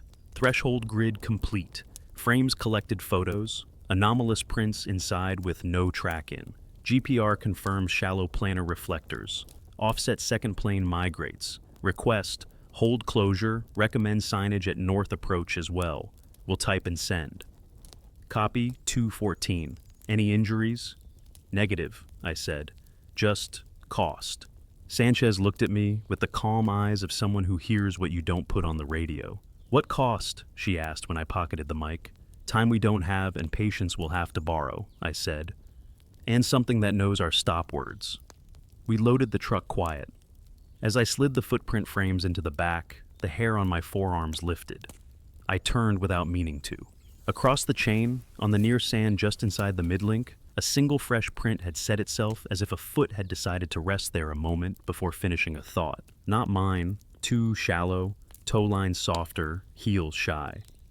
The thermometer probe touched center, 15.0 dig. The surrounding dust read 41. Black, Sanchez breathed, and I almost agreed because that's what the rule says when the ground writes a rule back at you. But we were already outside. Retreat was a posture, not a vector. Logged, I said instead. Wrote it once so I wouldn't write it twice tonight in my head. And we drove away slow enough that the chain didn't sing. At the station, I typed rectangles until language felt like dry rope in the hands. Incident 1023B5, grid threshold, 1023B6 echo, bend day, 1023B7 frames, anomalous prints. I added a line beneath each header that wasn't for district so much as for me. Do not come alone. Do not argue with mimicry. Bring rods, not bravery.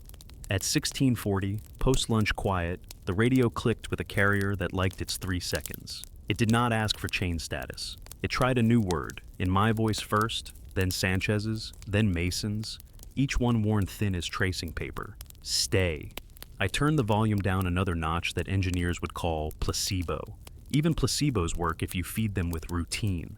I checked the rope for phrase, refilled the igloo, and wrote tomorrow's list twice. The canyon would wait.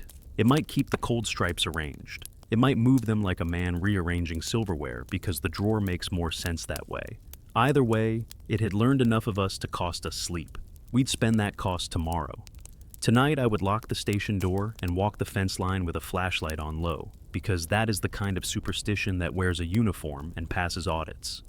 I set out again at 1942, with the heat boiled off the day and the wind wanting to be a habit. We had done the rectangles and the grids, the frames, and the ropes.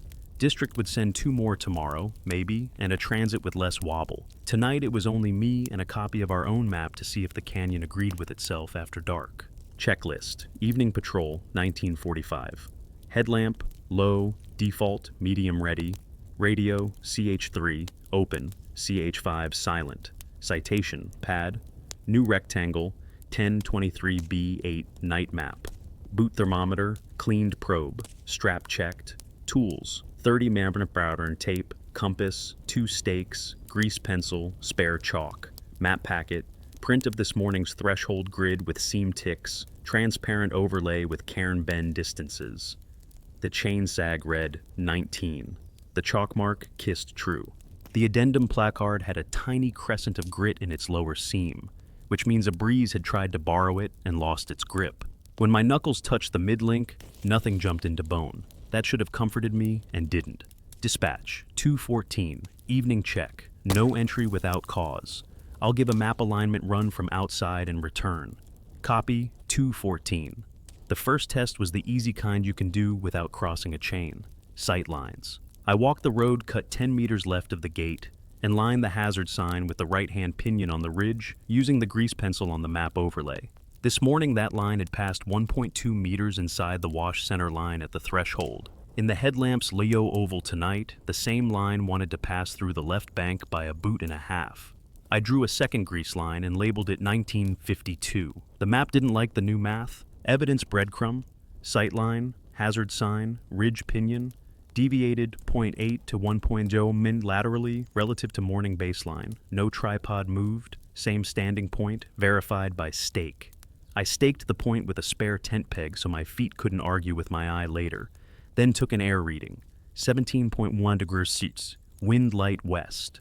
I pushed the boot thermometer probe into the dust, just outside the chain at the threshold seam flag. The digits dove to 12, 9 degrees C along a blade no wider than a finger. Our seam had kept its appointment with the evening. The radio breathed carrier for 3 seconds, polite as always. The moral pressure arrived in its 2 costumes. 1, policy, crisp and usable, don't cross a chain at night alone. 2, the quieter voice I've learned to distrust and sometimes obey.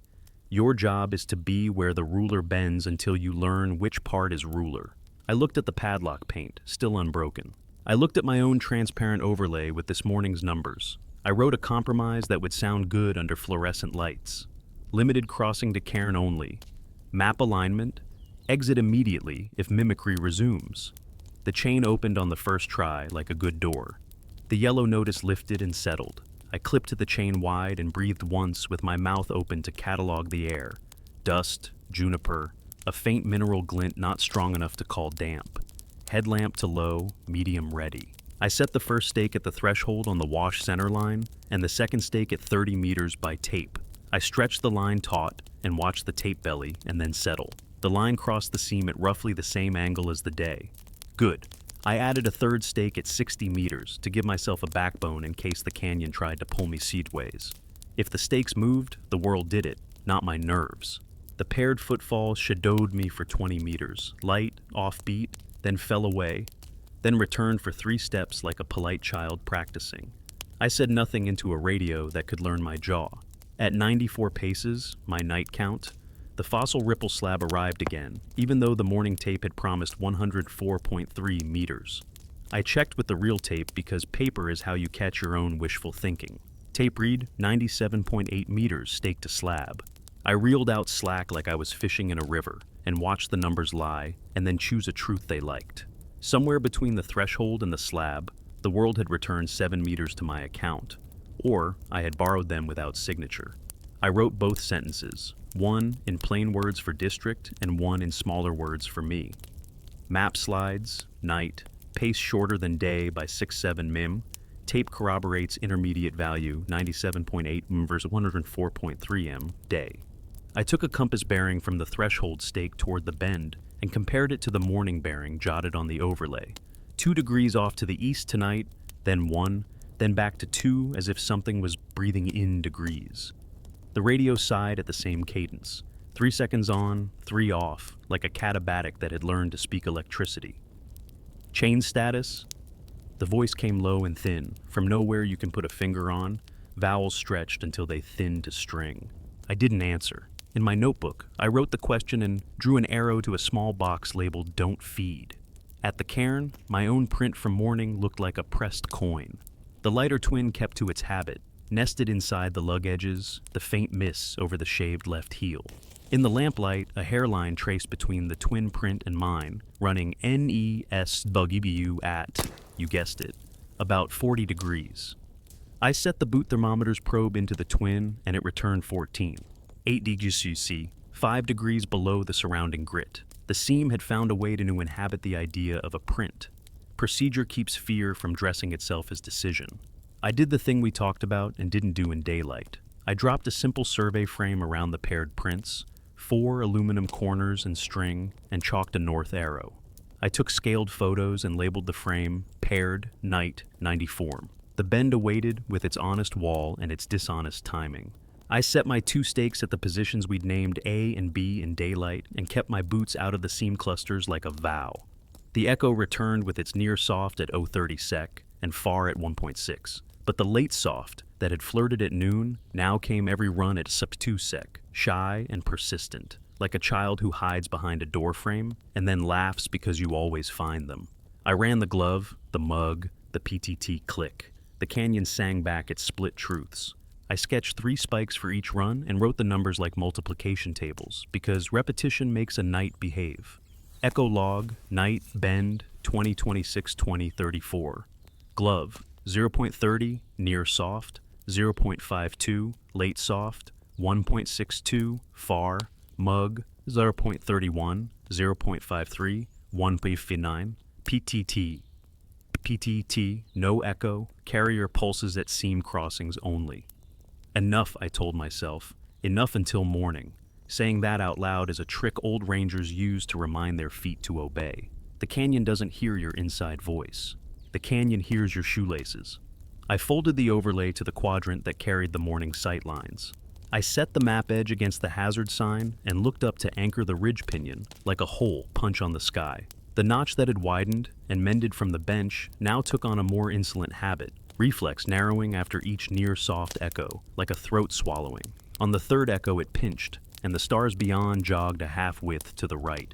I wrote ridgeline slides, mine at scale. The return trip should have been a straight rehearsal of my inbound. It wasn't. My stakes at 30 and 60 meters insisted they'd stayed where I told them to stay, but the tape back to the threshold from the cairn read 100.1, then 99.U, then 98.2, with the same pulls, the same hands. I tried to be the liar. I failed. The night wanted the numbers nearer it wanted. I drew 3 lines on the overlay, close together like a bundle of bad options, and labeled them with times to the minute, so tomorrow I couldn't forget the slide, even if I wanted to.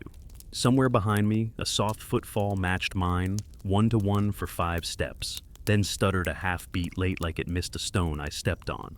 I stopped, and the echo of stopping stopped too early. The radio didn't ask about the chain. It cleared its small electronic throat and returned something else instead. My noon plan from the whiteboard, spoken thin and teacherly. Rolls rods, transit, rope, extra water, frames for footprints, chalk.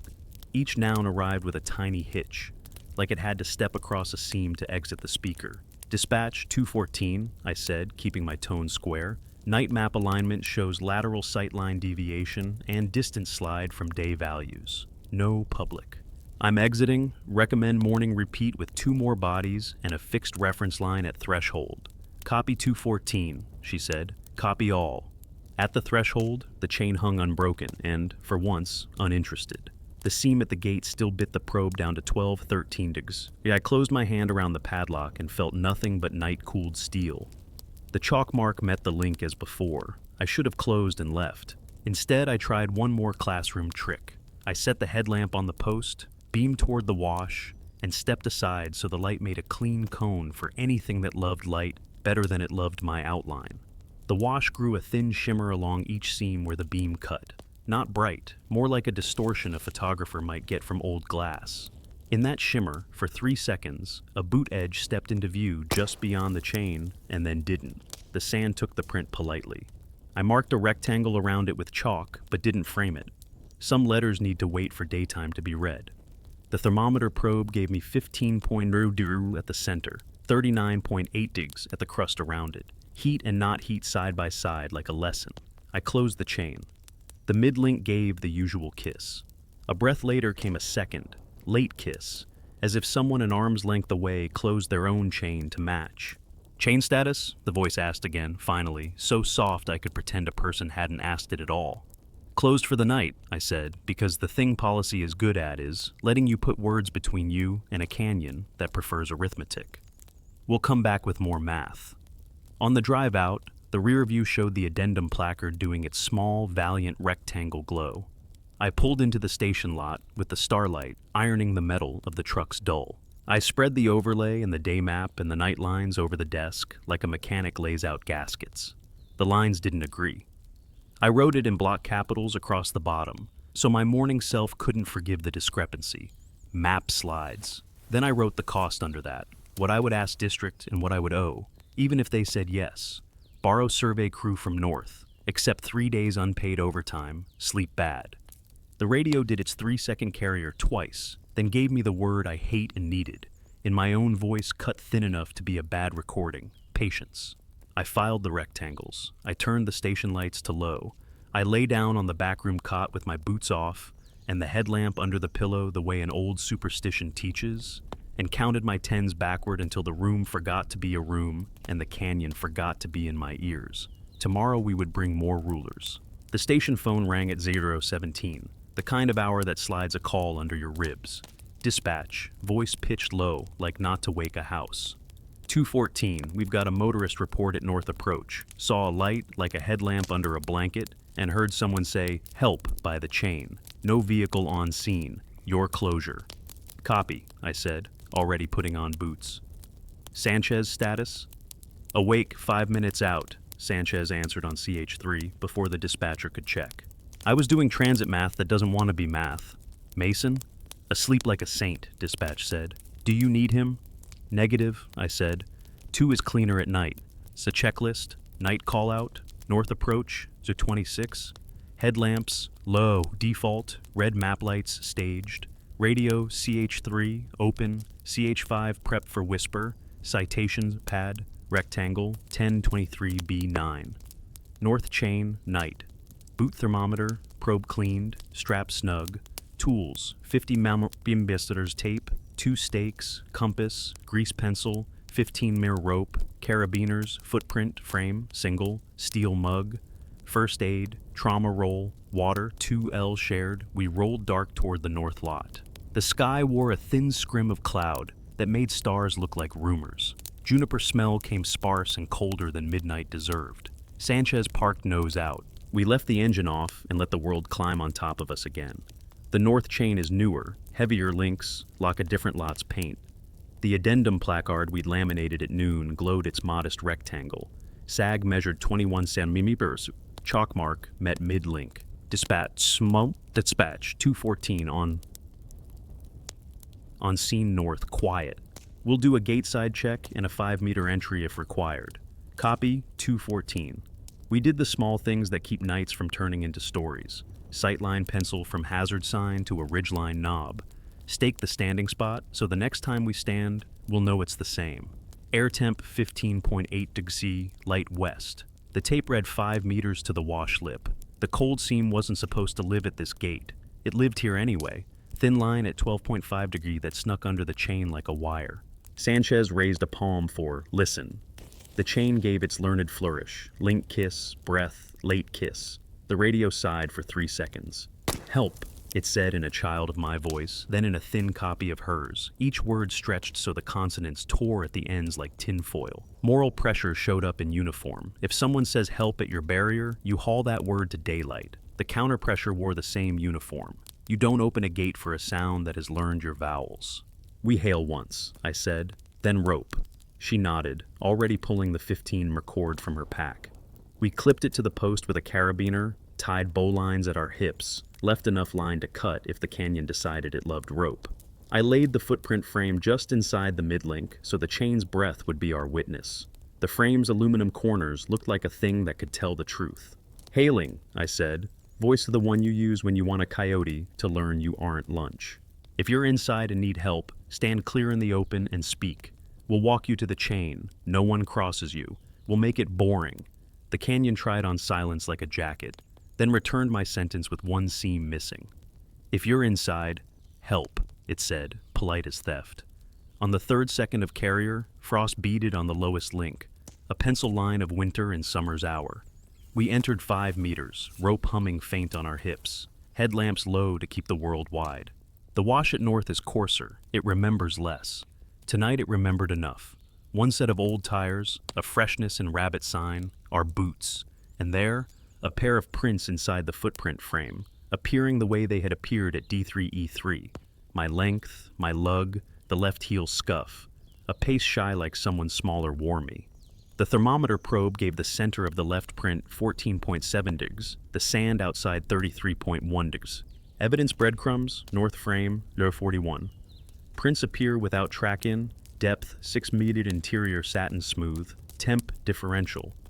18-degree chain link, kiss double synchronized to radio carrier.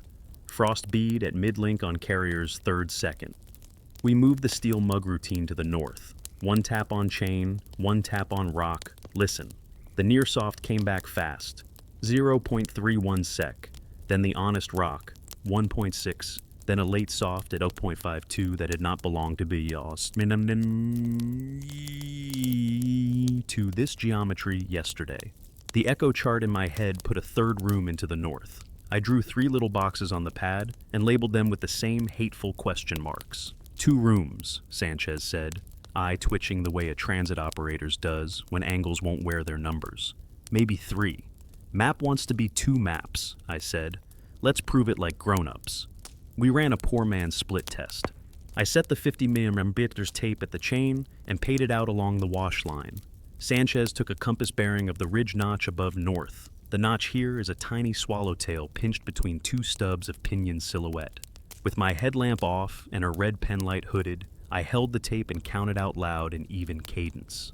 On 10s, she clapped. My echo returned near soft, on even numbers only. On odd numbers, the near soft vanished, and the far return arrived late by a hair, 1.7 where 1. A 6 had lived all day. Day is a liar at midnight. Midnight is a liar at noon. We collected our lies in tidy handwriting. Radio log, fragment, 0053, 214. Northgate shows echo triad on evens only. Far tail drifts plus 0.1 on odds. Cold seam present at threshold. 0053. Dispatch. Copy. You need third. You're 53. 214. Negative. We hold 5 and back out. On the way to 5 meters, the rope on my hip pulled by the smallest consistent tug, like a teammate testing slack. Sanchez's line lay slack and still. You feel that? I whispered. Negative, she said. My rope's honest. I snapped a glove. Echo near soft answered at 0.30 for me, 0.0 for her. None, like the canyon didn't think she'd asked. She snapped her glove. Near soft at 0.30 for her, none for me. We'd split into 2 nights that overlapped where the rope couldn't decide who to believe. Technique note, spatial drift, 2 observers receive different echo sets at the same moment. Procedural texture, rope tension mismatch.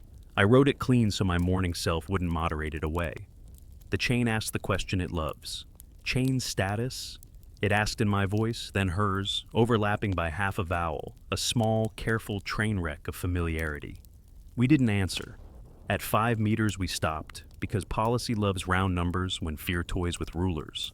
The wash shoulder ahead paled, where a seam crossed like a pencil stripe under dust. I set the probe in the stripe, 12.2 dig, off stripe, 31.4 dig. The radio obliged with carrier, 3 seconds. A habit we could set a watch by if the watch didn't sometimes learn another minute. Something walked between us at knee level, a sensation, not a thing to look at, like a cooler pushed through heat, a rectangle of crisp air edge sharp enough to feel through canvas. The rope skipped once on my hip and then hung easy. Sanchez wiped at her shin as if a spider web had touched it. Cut, she said, soft. Because even if you plan to stay, you rehearse leaving with your throat so your feet won't forget later. We backstepped breath for breath. At 3 meters, the tape measure between my fingers read 2.8, then 3.4, like someone slid the world and then offered it back. The footprint frame held 2 more shallow prints now, 1 toe in the corner square, 1 heel in the other, as if whatever wore my boot had learned the frame's joke. and wanted to write in the boxes. Blue, I said, back to last flag, which for us was the chain itself. We stepped out together, ropes humming the same story. The chain greeted us with its tidy double kiss. Frost retreated from the midlink as if embarrassed at having been seen. Close? Sanchez asked, voice all business to cover the hairs lifting on her forearms.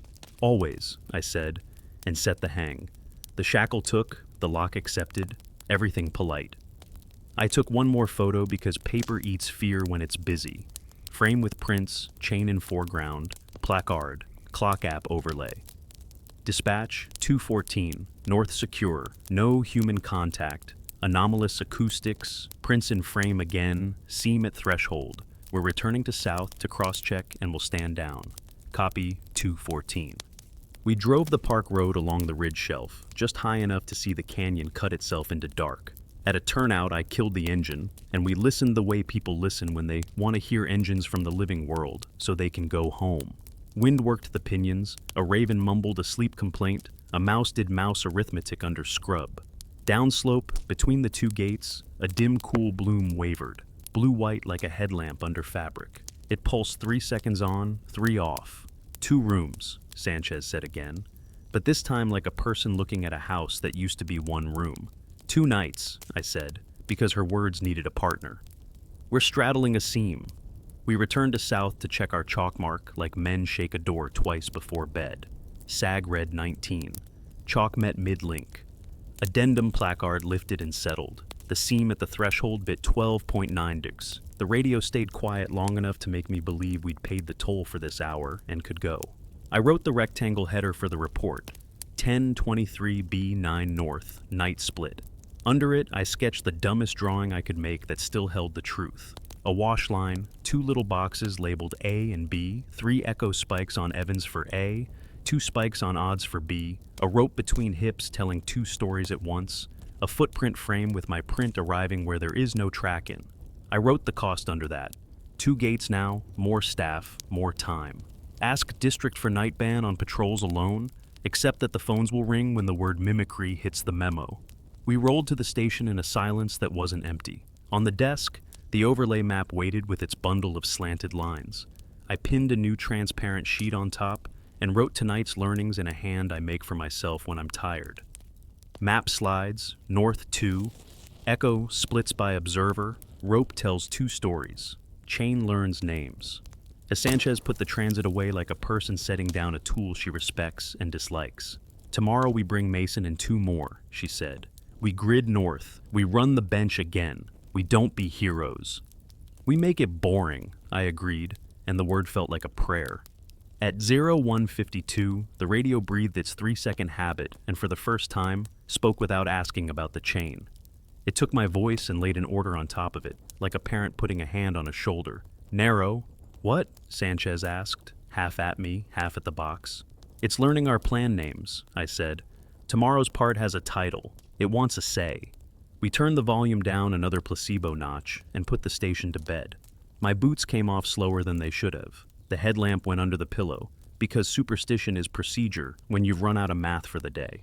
We'd try narrow in the morning. We'd bring rulers and knives made of string and straight edges of transit and the pitted GPR that hates second batteries. We'd bring bodies so the rope would speak 1 story, not 2. We'd pay for it either way. District sent bodies because paper with the word mimicry on it buys you people, at least once.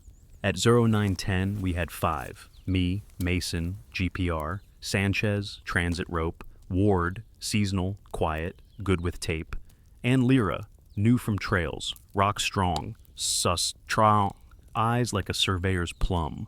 The plan on the whiteboard read like a funnel. Fewer choices, cleaner tests, short clocks. Brief, station apron, 0914. Rolls, 214, lead, notes, radio, Mason, GPR and batteries. Sanchez, transit, rope tender, frames. Ward, probe rods, chalk, powder, Lyra, stakes, tape, safety runner. Channels, CH3 primary, CH5 silent backup.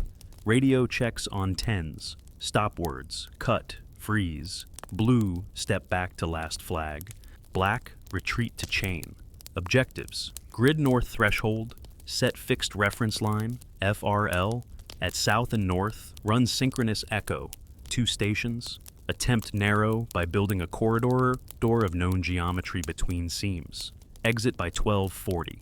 Tools we don't love but sometimes need: a 7-pound bag of white layout chalk, powder, a thin orange barrier net the trails guys use to keep feet off cryptobiotic crust, rebar pins with caps, 2 painted survey boards for optical lines, and a handful of cheap metronomes set to 60 BPM, because if sound wants to be 2 rulers, we'd make it dance to 1. Northgate first because it had spoken help. Sag 21 centimeters, chalk mark true, addendum placard clean. Air 18.2 dir, light west wind. The cold seam lived at the threshold like a cat you can't shoo. 12.4 degree center, 32.7 degree dust. Checklist, FRL, north, 0942. Rebar pins, set at post base, and at penme on wash center line, cap flags red. Dyneema line, tensioned between pins, height, 30 centimeters, transit site. Sanchez fixes FRL azimuth to ridge swallowtail notch. Ward records underground reference. Tape check, 10 millimeters baseline verified twice. 10 dar, 10 no 1. Boot thermometer, seam crosses, FARL at 2.9 me, 12.5 degrees. We stretch the barrier net between rebar caps to make a gentle fence aligned with the FRL. Not a cage, a suggestion. Lyra sprinkled layout chalk in a 30 centimeter band, across the seam at the threshold and then at +4 m, +8 mem. If anything stepped, the powder would say. The canyon took the chalk like it was talc and wore it without moving. Dispatch 214, FRL set north, building corridor, we remain 5. Copy 214. Ward worked the probe rod down at 1 meter intervals along the corridor edge, calling depths in a measured voice that kept breath from getting ahead of facts. 9, ring, 10, ring, 11, no ring, 12, ring. Sanchez logged, pen clicking the way it does when your nerves want a pacer. Mason sledded the GPR parallel to the FRL. The first planar came up right where it has learned to live, 12-18 centimeters. The second shallow cousin skittered in and out like a shy animal between 5-7 centimeters. Same 2 rooms, he said. Make them narrower, I said, and he pulled his pass spacing to 50 centimeters, then 25, turning the screen into a TV of thin gray ribs. The gap between planar lines, our zipper, shrunk where the corridor made it choose. Lyra hammered a rebar pin and the GPR signal jittered like metal tastes messy. We flagged it so later we wouldn't accuse ghosts of what steel does. At 10:07, we ran the synchronous echo.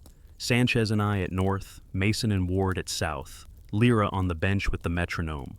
On the minute, we snapped gloves in sets of 3, while Lyra counted beats into CH5. Echo, synchronous, bone north, 2 to 14, near soft, 0. 30 on beats 1 and 3, late soft, 0.52 on 2, far, 1.60, 1.62, south, Mason, near soft, only on 2, far, 1.58, 1.61, occasional late soft on 1, crosstalk, no audible bleed. Radio carriers pulse on seam crossings. Only 2 watches, 1 canyon, different seconds. Lyra saw it too. The ridge notch by her bench pinched on my ones and widened on Mason's 2s. She drew it, blocky and simple. We pinned her drawing to my pad so the day couldn't forget itself. Narrow it again, I said, because the word the radio had taught us felt like an instruction we could borrow. We moved the barrier net inward along the FRL, reducing the corridor to 1 meter. Ward chalked 2 parallel lanes of powder like a small highway. Lyra set 2 metronomes, 1 at each rebar cap, their pendulums tiny pulses of confidence. Evidence breadcrumb, chalk lanes across seam at threshold stay crisp, then receive faint toe prints that straddle lane edges without track in. Interior of powder clumps micro-beaded like breath had dampened it. RH 18%, no fog visible. Metronomes tick in phase, near soft echo locks to their beat within +0.02 sec. Daylight does not erase wrong smells. At 10:23, a mineral tang leaned in, tin bright, as if a penny had been kept under a tongue, nothing to do with cloud. The radio breathed its 3 seconds and whispered 1 word in a small, satisfied child version of my voice. Narrow. It pronounced the ER twice, like drawing a line and retracing it. Cut, I said, because sometimes the right move is a full stop. We listened. Wind told its cheap truths. The barrier net lifted and settled.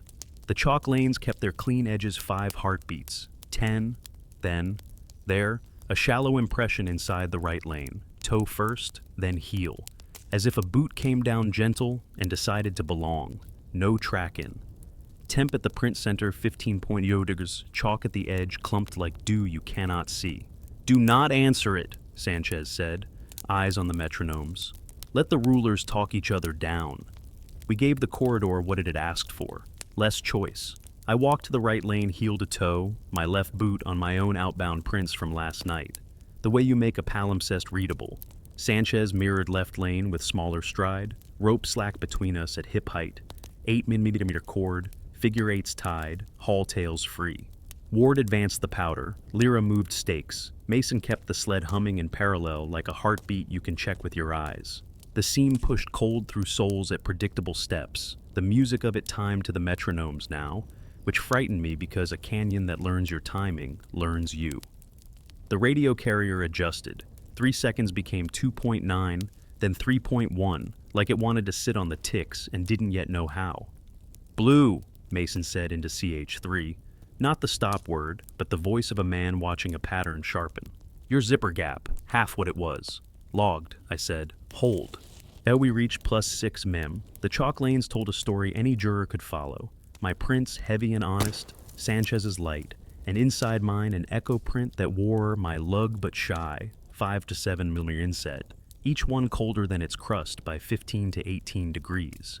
The echo line tried to match me, then faltered at the powder's sharp edge and chose the seam instead, walking it like a cat walks a fence rail. We laid a small survey board at heat mirrors across the corridor, white face up, black striped centaur, to give the ridge something straight to argue with. Sanchez lined the transit on the stripe. The sight drifted 1/4 minute east, then west, then came to heel for 3 breaths. The ridge notch above north pinched and, for the first time today, stayed narrow. Narrow holds, she said, voice like an accountant who enjoys a tidy column. Advance 1, I said. We moved to +9 mem. The radio carried 3 seconds and stayed off the words. Ward probed, 6cm refusal inside my print, 12 simmer outside, ring there, ring gone. The GPR showed the shallow planar and its shy cousin converging under the board.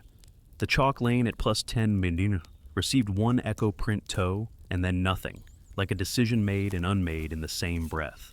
2 rooms are arguing, Lyra said, and the words were better than mine.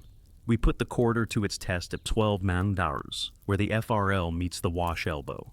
I set the steel mug on the board and struck it once, gentle. Near soft, 0.30 answered on the downbeat. Late soft, 0.52 slid in like a shadow. Far, 1.60 came honest. We had what we'd come for.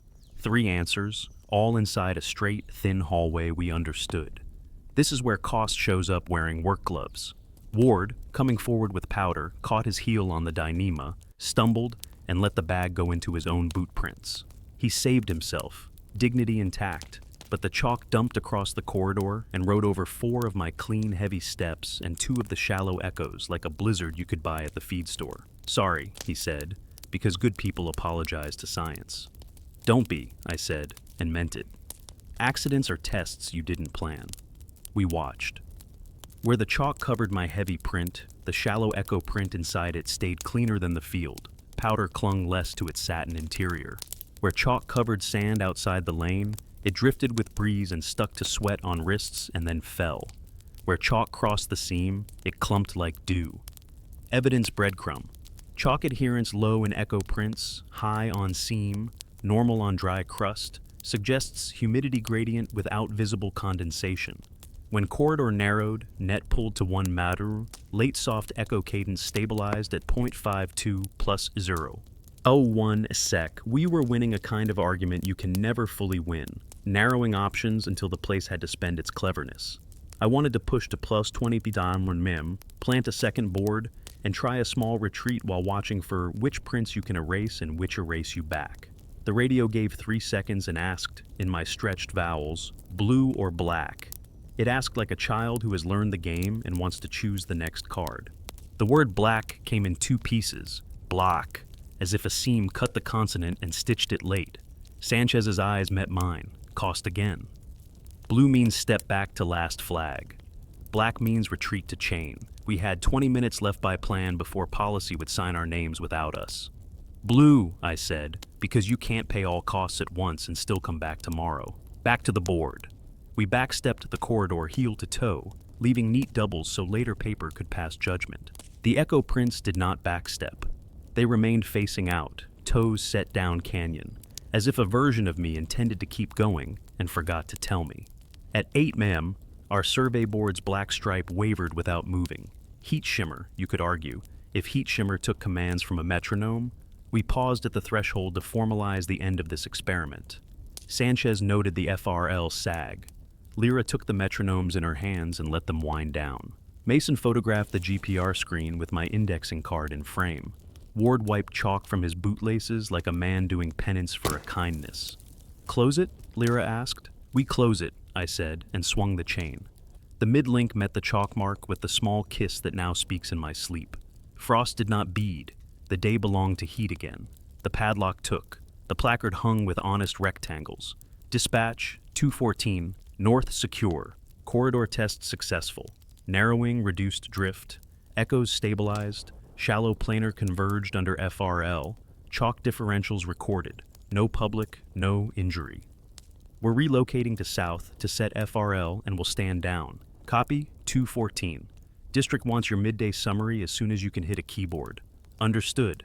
We hit south and made it symmetrical. FRL pins, barrier net, chalk lanes, metronomes, survey board, same smells, same seams, same polite carrier on stepovers. The ridge notch above south pinched and held, while the metronomes ticked, widened when we stopped them, like a throat swallowing an apology. At +6 mem, just when I thought the corridor would keep paying out pattern, a single fresh print set itself on the lane line rather than in it.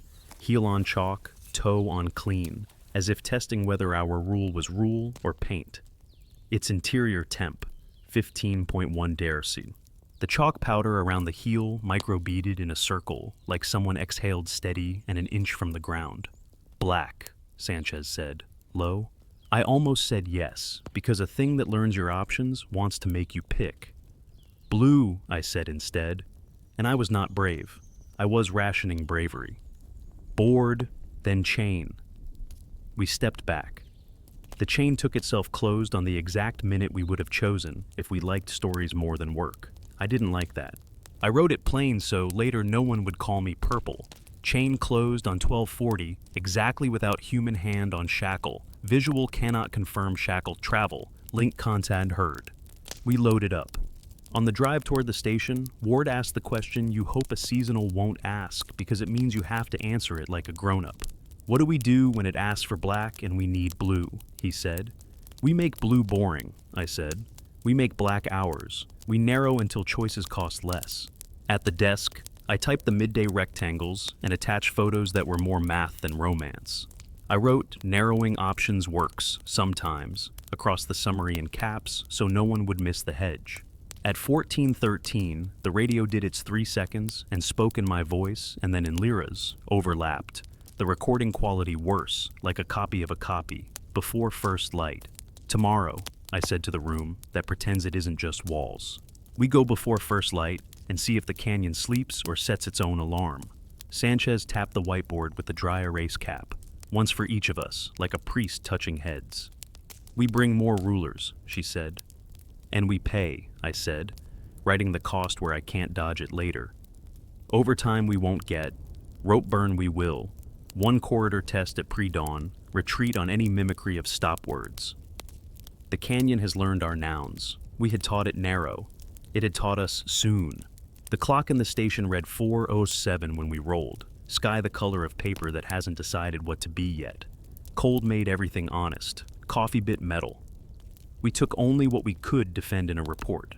The FRL kit, 2 metronomes, GPR with a warm battery, probe rods, chalk, the 2 survey boards, 1 footprint frame, 30 mètres tape, rope, my citation pad.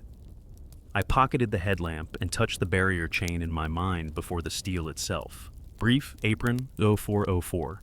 Rolls, 214, lead, notes, radio, Sanchez, transit, rope, Mason, GPR, Ward, probe, chalk, Lyra, stakes, tape, objective, pre-dawn corridor at south, narrow to 1 meter. Test whether echo and seam sleep, retreat on mimicry.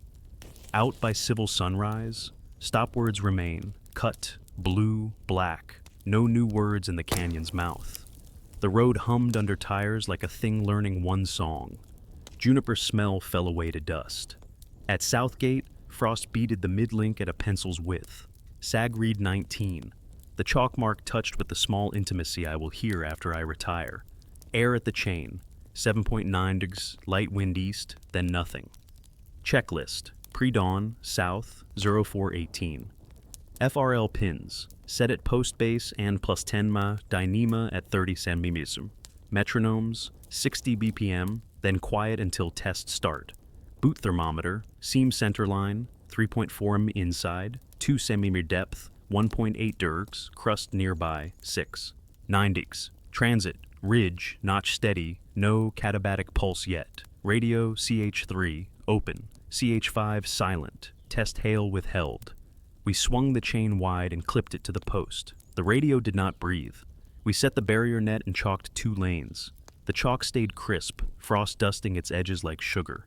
Ward probed along the seam, 6 centimeters to the ring, then nothing, then ring again at 15. The GPR traced the shallow planar like a teacher underlining a word. Lyra stretched the tape on the FRL and called out tens. 2, 4, 6, 8, 10. I wrote the numbers large because this hour blurs small hand. Let's give it a beat, Sanchez said. She set the metronomes on the rebar caps and covered them with gloved hands to share warmth. On my nod, she let them go. Tick, tick, tick, a clean, small heartbeat. My own pulse tried to match. I made it wait. Echo test, pre-dawn, 0426.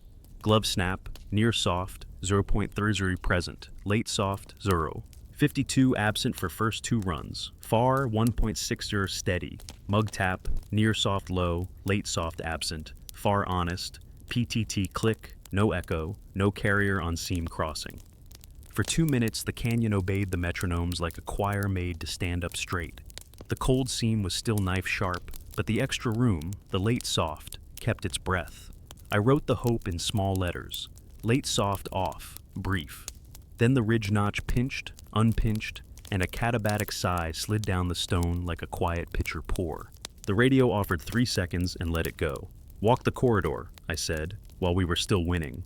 We went heel to toe, my boot heavy, Sanchez light, rope a patient line. Ward moved powder ahead in half-meter throws. Lyra leapfrogged stakes. Mason sledded in parallel, the faceplate's pits catching a dim glow from my headlamp on low, the kind of light a person trusts. At plus 6 mem, where yesterday we learned to narrow, the corridor had put on its neat coat. Chalk lanes, crisp, seam, colder by 5 degrees than the crust. Echo, near soft on the beat, far on the 2, late soft off. We laid the first survey board. The stripe held steady, my jaw eased. You can feel your shoulders believe a morning. Evidence breadcrumbs, 0434. Chalk holds sharp corners, no micro beating at seam. GPR, single planar dominant, shallow cousin faint absent under FRL. Boot thermometer, center lane, 2 centimeter depth, 2.0 der, off lanes, 0.4 dergs. Echo, near soft, 0.30, far 1. 60. Late soft suppressed, we advanced to 8 mem. The seam flanked the right lane, unwilling to cut across chalk. The rope brushed my hip and told me only my story. The radio remained boring, the kind of quiet that writes memos praising it. I thought of the whiteboard, our funnel drawn in dry erase prayers. Narrowing works sometimes. Pre-dawn seems to like rules. At 9 nim, the corridor asked for a tithe. Inside my heavy print, a faint echo print settled. My lug, inset for 7 min, not cold, not warm, but ordinary. The chalk refusing it like skin refuses water if oil sits on it. The thermometer probe read 6.6 degrees at the print center, matching crust. The chalk along the toe line stirred like a moth. No track in. I logged it plain. Echo print present, temperature parity, chalk reluctance, no sound mimicry. Maybe we can push 20, Ward said, voice small against the hush. Blue before ambition, Sanchez said. and tapped the metronome cap with one knuckle, like a luck you don't admit to. We set the second board at plus 12 miss. The ridge notch above south pinched and held, a good sign if you trust stone to keep a promise it never made. I raised the steel mug and tapped, once, careful. Near soft, 0.30 answered on the beat. Late soft, 0.52 crept back in, shy and then bolder, like a child stepping from behind a doorway. Far 1.60 held. The radio exhaled its habit and said nothing. Time? I asked. Civil sunrise in 8, Lyra said, watching the east like a person who grew up with the sea. Lock 2 more meters, I said. Then we choose our cost. We moved. At plus 13, the chalk lanes received nothing. At B14, the right lane took a single heel, my heel, shy, on the line, half on chalk, half off. Temperature at the heel center, 5.0 degree. Powder at the heel edge micro-beaded as if sunless dew threaded it. The rope tugged once on my hip, and then again, not hard, but in a rhythm that remembered last night's split. I looked to Sanchez. Her rope lay still. 2 nights, again, right at the edge of morning. The radio's 3 seconds arrived, and for the first time today, the voice came, thin and strained at the consonants, mine and not mine, blue or black. It put the words on the metronome's beat like it wanted to be good. The sound brought a smell through the cold, tin bright, the penny taste we write when we're trying to be clear. Cut, I said. Stops are where lives save themselves. We listened. Wind spoke east, then nothing. The ridge notch held. The late soft breathed once more and stayed. The chain behind us, 30 meters back, gave a delicate double kiss an instant apart. The only sound steel should never make without a hand. I looked at my watch. The minute changed. The mid-link in my head moved to meet a chalk mark I couldn't see. Choose, Sanchez said, because command lives best in short words. I wanted blue. Back to last flag. Protect the neat story we could bring to district. Pre-dawn narrows the slide. The second room sleeps and wakes. Seem coldest before first light. Echo behaves until the valley remembers itself. I also wanted black. Retreat to the chain in time with the minute and pretend we had decided. The radio had learned our options and would bill us whichever we picked. Survival with cost, the memo would say. The cost was not a bruise you could photograph. It was the admission that a canyon had borrowed our words and was better than us at using them. Blue, I said, because the morning and the plan were on our side. Then black. We backstepped heel to toe, writing doubles that would be credible in a courtroom and kind to a human who might need to learn this again. The echo prints did not walk backward. They remained like a plan we didn't take. At plus 10, the late soft sat out 2 beats. At 8, it returned shy. At 6, it laughed under its breath, cloth thwip, polite, tired. The metronome on the rear pin ticked out its last swing and fell quiet. At the threshold, our chalk lanes were still crisp. The seam still bit down to 1.8 digs. The chain weighted with frost beaded on the same mid-link, as if it had never warmed since the night learned to talk. We stood on our side. We closed it. The shackle slid, steel kissing steel, like a small bird tapping a window it will never understand.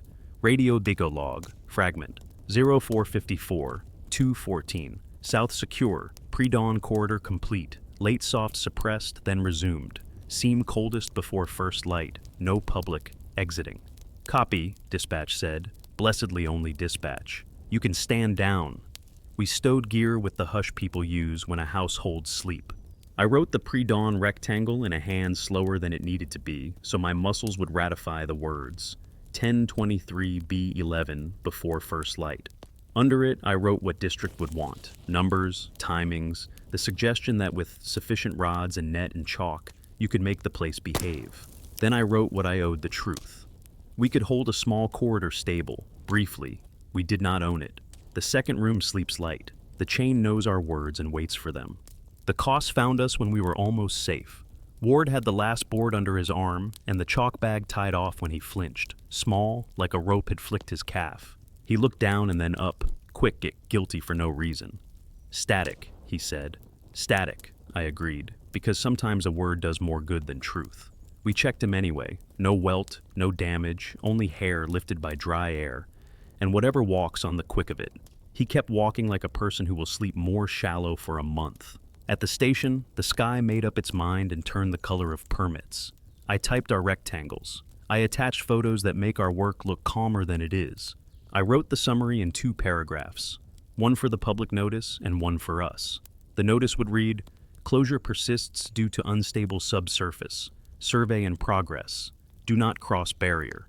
The paragraph for us read, "Pre-dawn narrows options. Seams at minimum temperature before first light. Mimicry attenuated but not absent. Chain behavior autonomous. Echo splits by beat but can be trained briefly. Recommendation: suspend night patrols alone. Add FRL corridors day only. Schedule GPR grid for week. Extend closure." Then I added the line I hadn't wanted and knew was earned. "I will not patrol this canyon alone again at night." I initialed it. Mason and Sanchez read it and initialed beside me, the way you sign a thing that changes how you work. I took the headlamp from my pocket, wiped the lens, and laid it by the door. The sunlight found it and made a little coin of brightness on the table. For a second my eyes told me it threw a tiny shadow, and then a second shadow, faint and late by the width of a pen. I blinked and only one shadow remained. "Stay," the radio said softly from the bracket, in my voice, smaller, tired. It sounded like a person asking themselves for permission. "No," I said, out loud, because a ranger's job is saying the true short words in daylight. "Not now." We locked the station and walked out into morning. The canyon kept its own counsel. The chain would ask at dusk, and the ruler would bend, and we would bring more rulers until the paper satisfied someone who could spend a budget. We were alive, and carrying a cost we would pay in sleep, and in the small ways you flinch at metal on metal. I touched the citation pad's carbon leaf and felt a rectangle I hadn't written yet press back. Some future report that would read like this one, and mean something to someone who wanted their map to stay where they pinned it. The wind lifted, east then west, the door feeling again, then it let us go. We drove. The juniper smelled like pencils in the sun. The canyon stayed behind its chain, and I kept its voices in a place paper can reach.